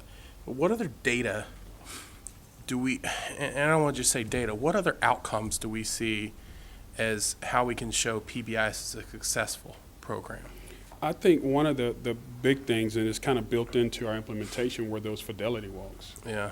When you get assistant principals from ex-junior high going to a junior high where they don't even know kids don't know them, and they ask them those questions, do you know what the behavior expectations are in this area? And the kids can spit them off just like that.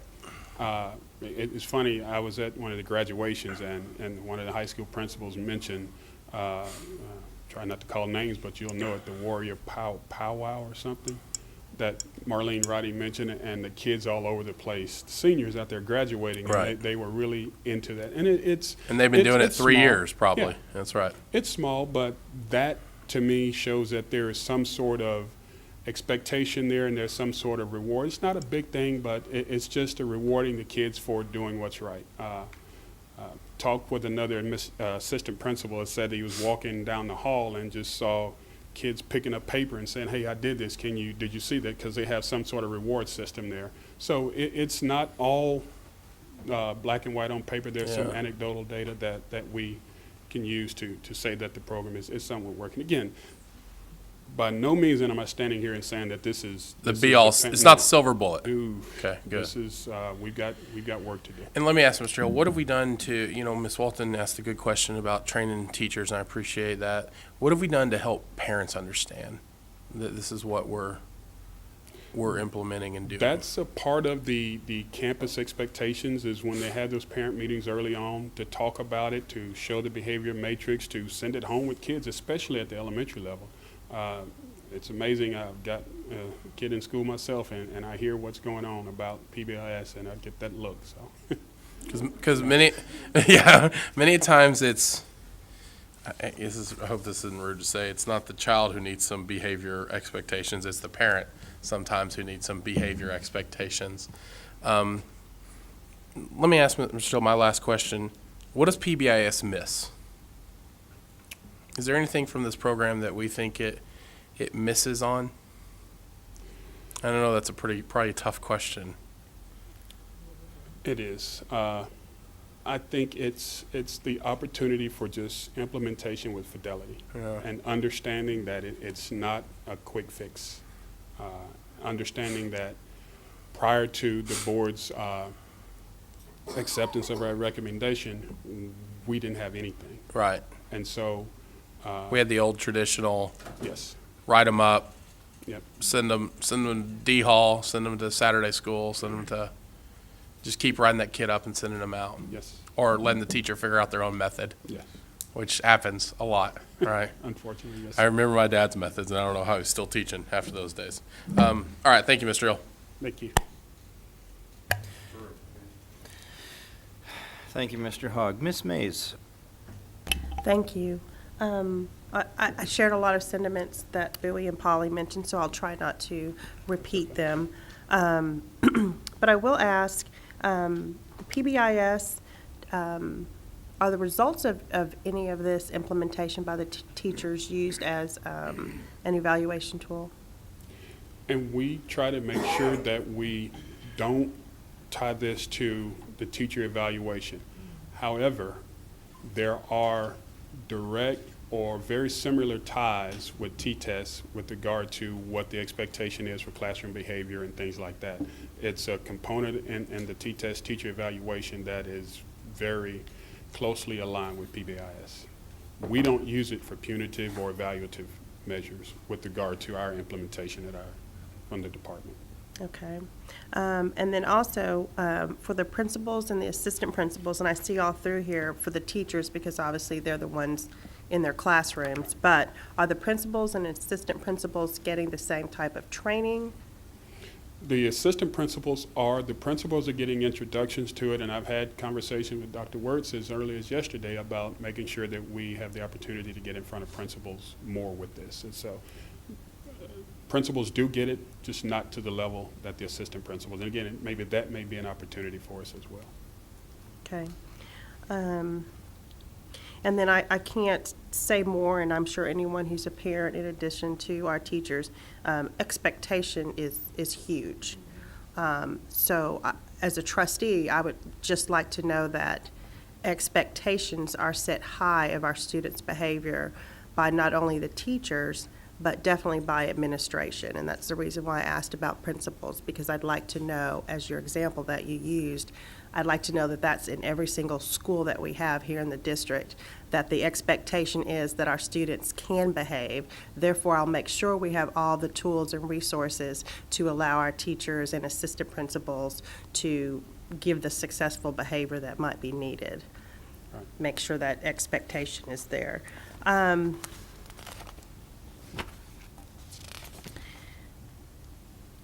The restorative practice implementation.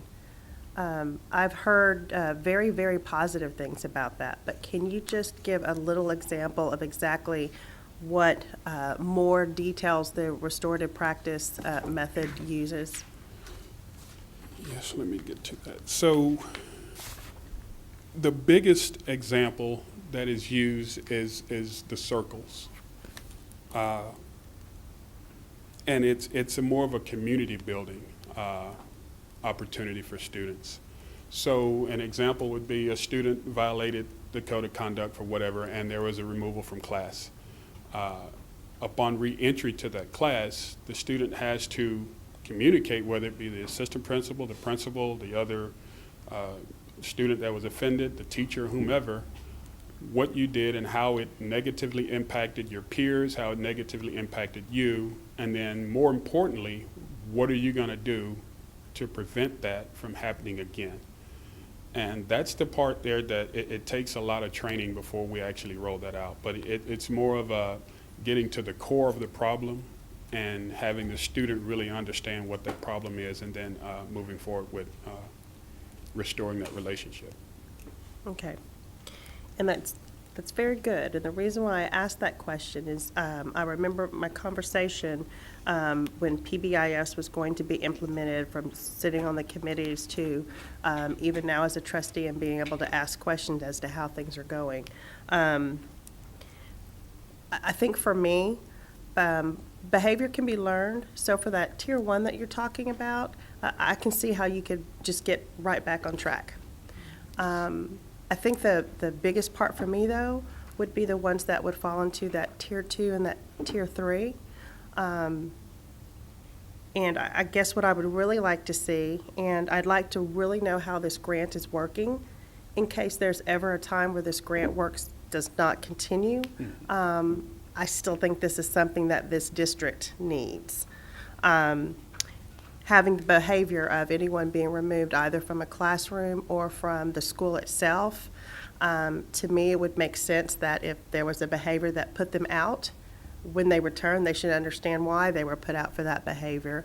And the example that you just used, I think, is a positive thing. To me, just to set them in another room and take them away from the environment that they're taking away the learning experience from does not mean that their learning should stop. There should be something happening wherever that student is removed to allow them to understand what behavior they were dealing with. Otherwise, when they come back to the room or to the school, there's no changes. Exactly. So what's the point? And I think we would be doing the student a disservice along with the students in the classroom that they continue to come back and disrupt with. So that restorative practice implementation, I was so excited to hear about it, and it's something that I would really like to see us be able to expand, and even I would like to hear at some point some results, positive and maybe negative if there are any, for these 4 campuses where it's actually being utilized in it. In some future date, I would really like to hear that. For the PBIS outcomes, my question to you is going to be, are we seeing any of these outcomes? And in your presentation, you did talk about the discipline referrals. Are there any other outcomes here that you feel like we're seeing? I think in general, yes. Just the whole positive school culture and climate is one that it's hard to quantify on paper, but when you enter the schools, you feel it. When you talk to some staff members, you feel it. You feel the frustration too. I don't want to paint this picture that everything is great, but you feel the frustration, but you also feel from the conversation with the staff, from the conversation with the principals, from the increased time back in the classroom is one that I don't want to lose focus on. But again, try to balance that with that student being there and what sort of disruption is that causing for the rest of the kids, so, and the teacher for that matter. So. And I think for me, I agree, but at the same time, like I said, when that student's removed, I would still like to see the learning continued, not only of the curriculum, but now the added learning of that behavior to try to make sure it doesn't happen again. For the fidelity walks, the staff and the student interviews, Yes. what was some of the conversations from the students? Ms. Muldrew, are you going to speak to some of that? Because I purposely didn't go on fidelity walks. I didn't want to, insert myself to that level. But I did read some of the data, and it's pretty impressive. So, I'd love to hear some.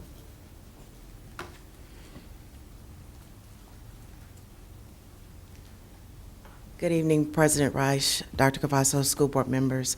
Ms. May, some of the conversations, we asked the students, did they know the expectations of their campus? And so they were able to tell us what the expectations of their campuses were. They were able to describe to us the reinforcement systems, how they earned the dollars or praises or rewards. They also talked about how the expectations that their teachers had taught them. We try to have the teachers or have the campuses to teach the expectations at the beginning of the school year, and then when we come back in January to reteach those expectations. And now we're even trying to stress that any time that we have a break, when the students come back, we try to reinforce those expectations, and so they talk to us about those things. Okay. And for the staff's response, was the response very positive? Did you hear any responses of it just seemed like additional work and or teaching that the teachers would have to incorporate in their day? The staff responses were pretty much that just to have that consistent training throughout the year. Once they took hold to teaching those expectations, like we said at the beginning of the school year, setting those examples and modeling what they expected from their students, for the most part, those classrooms ran smoothly. We're still we're in year 3, we're still learning, okay, we need to make some refinements in specific areas, but overall, we pretty much got good responses, but they want more teaching. That's why we're adding the PBIS and popcorn, so that if there are certain particular areas of the Big 6 that we talked about, that those teachers can come and get that training if they want. Okay, thank you. Okay, and then my last question, and this is a repeat question, and we've had this conversation before, even at this microphone. For the student data, and Bowie asked about it, but breakdown of race was going to be one of my questions because it has been in the past, and particularly our African American and our Hispanic males. If with the PBIS that we've been interjecting for the last 3 to 4 years, if we've seen a reduction in overall discipline referrals, but we're not seeing much change here, could that be because PBIS is not as effective for this particular population? Is it lack of training? What do you think it is that's not causing a shift in what was initially a problem before PBIS and does not seem to be being corrected, at least at this point in time? So with regard to the sub-pops, and particularly African American and the males, there's another piece that potentially we've talked about in the past, and it's not really another piece, it's a part of this, and that's the social and emotional understanding the backgrounds of that student population and how to appropriately respond when those inappropriate behaviors happen.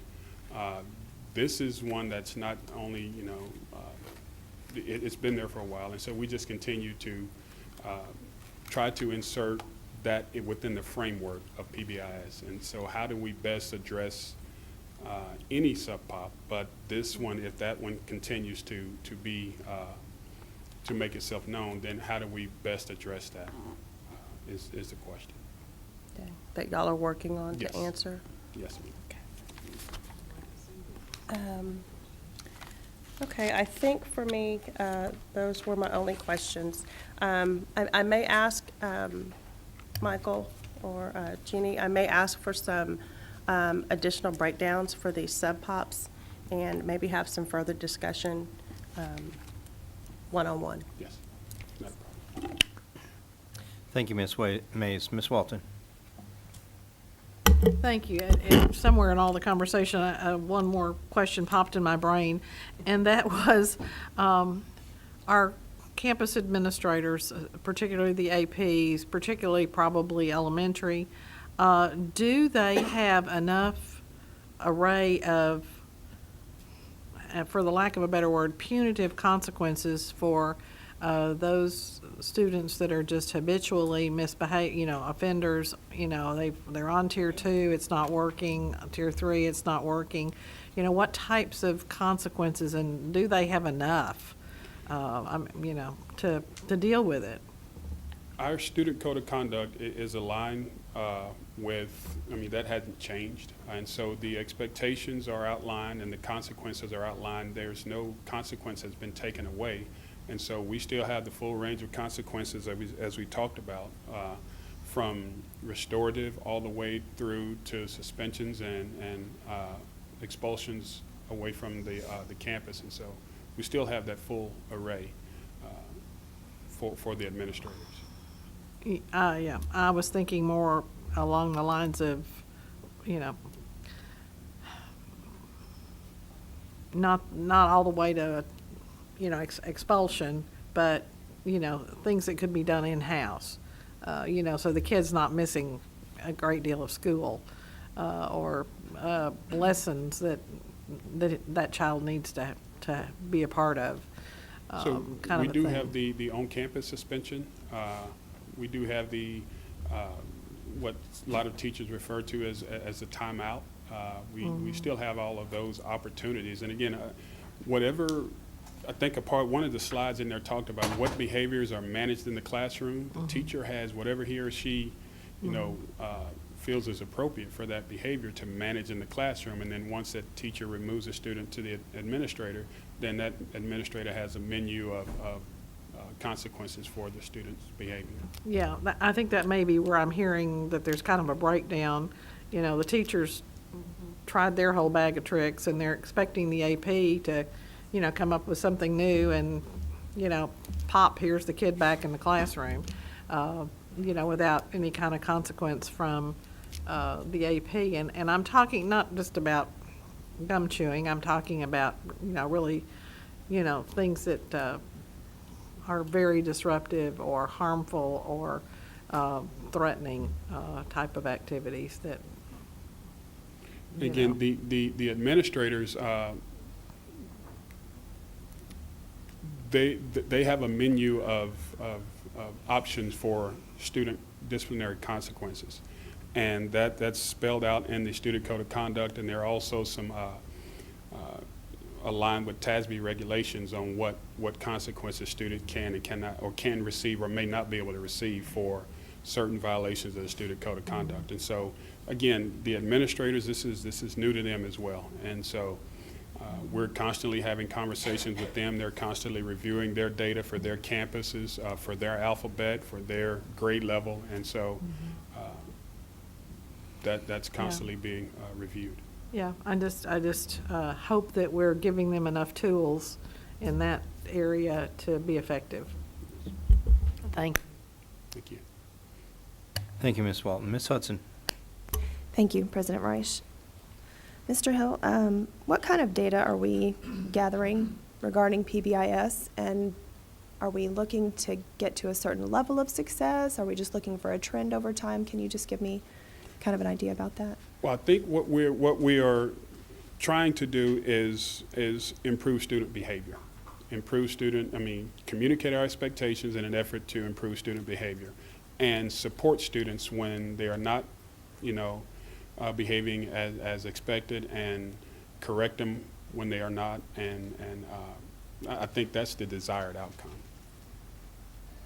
And what data are we collecting and using to determine our success or Okay. where we need to work on?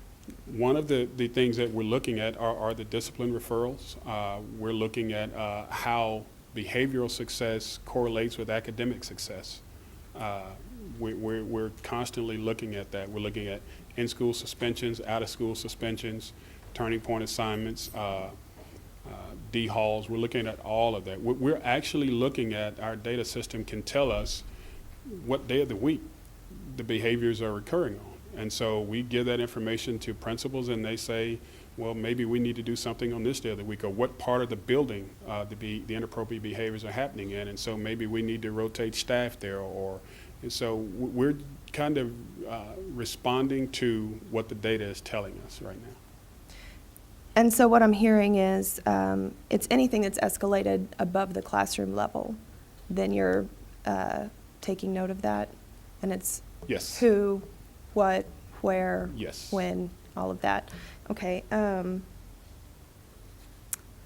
So then, are we looking at those referrals as when a teacher sends the request to refer the student? Are we collecting all of that data, or is it only when the administrator confirms the referral? Or are they one and the same? So I've heard, I'm sorry, I don't mean to cut you off, I just want to it's fine. clarify. Some teachers that have talked to me about it have said that they send a referral and then they get told that's not a referral and sent back. So I guess what I'm asking is, does that go on the record as a referral and the teacher just needs to address it in the classroom, but it's still recorded in data? And so we record all referrals in Teams, and there are some campuses that run their referrals through a Google Doc for ease for teachers. But once a referral is entered, it's processed, and the consequence may not trigger an out-of-placement, Okay. but the referral is processed. Okay. And so we're seeing an overall decline in referrals, period, whether the behavior is addressed in the classroom or outside of the That's classroom. correct. Okay, that's good. And I know, I can't remember if it was Ms. Mays or Ms. Walton, asked, I think it was Ms. Mays, if this data was used in a teacher evaluation. I just wanted to piggyback on that and ask if that's used in administration evaluations, our APs, our principals. It is not designed to. Again, there is a lot of correlation between the framework of PBIS and T-TEST and T-PES. I'm sorry, T-TEST, but it is not designed from our department to be an evaluative tool Okay. at all. And then Mr. Hogg asked, what are we doing to help involve the families? It sounded like your answer was educating the families on the classroom expectations, on PBIS in general. Is there any specific training that can help our teachers engage those families? Maybe some families that they're having a hard time coming to consensus that this is a troubling behavior, or having a hard time getting the family to partner with them on modifying that behavior. Is there any training on that? Likely when we move to that tier 2, there is a big parent involvement piece that can be a part of the tier 2. Because generally the research has shown that when you get to tier 2 and tier 3, whether it be behavioral or academic, there's something else that's going on with that child. And so the parents generally know about that, and so we, as a part of tier 2, will continue to try to pull parents in and see if they can help us build that tier 2 plan, whatever the supports are to get the student back to where he or she needs to be. Thank you. Thank you. Thank you, Ms. Hudson. Ms. Mays? Thank you, Dr. Rush. I just wanted to take a few minutes to say, Jeannie, thank you for you and your department for what you do. I know that this is not easy. Really appreciate what you do, and you're actually handling the things that you really can't control. You can just do the best you can with trying to help. So I really want to send a shout out and thank you. I've had several teachers that have commented on your professionalism, your ability to want to help, and I really appreciate what you do and your staff. And so with that being said, for moving to tier 1 and tier 2, like you said, normally these are turning into issues that we know there's something else there. So do we have the budget? Do we have the planning of what some of those additional resources will be, because obviously it's not going to just be the teacher saying, don't you do that anymore, Johnny, because these are bigger issues. Are we prepared to finance? Are we prepared to bring in additional professionals if we need to do that? And Jeannie, do you feel like you are staffed well enough to continue to implement PBIS as we continue to move to the Tier 2 and the Tier 3? Awesome that the teachers are wanting more training. Do we have enough trainers? Do we have enough time to make sure that they're getting trained as they're choosing to do? And I don't mean to put you on the spot, but as a trustee, I just really want to know, because to me, this is a huge important piece, because if this piece is broken, everything else is broken in the classroom. So it's a very important piece. If you don't mind sharing your thoughts.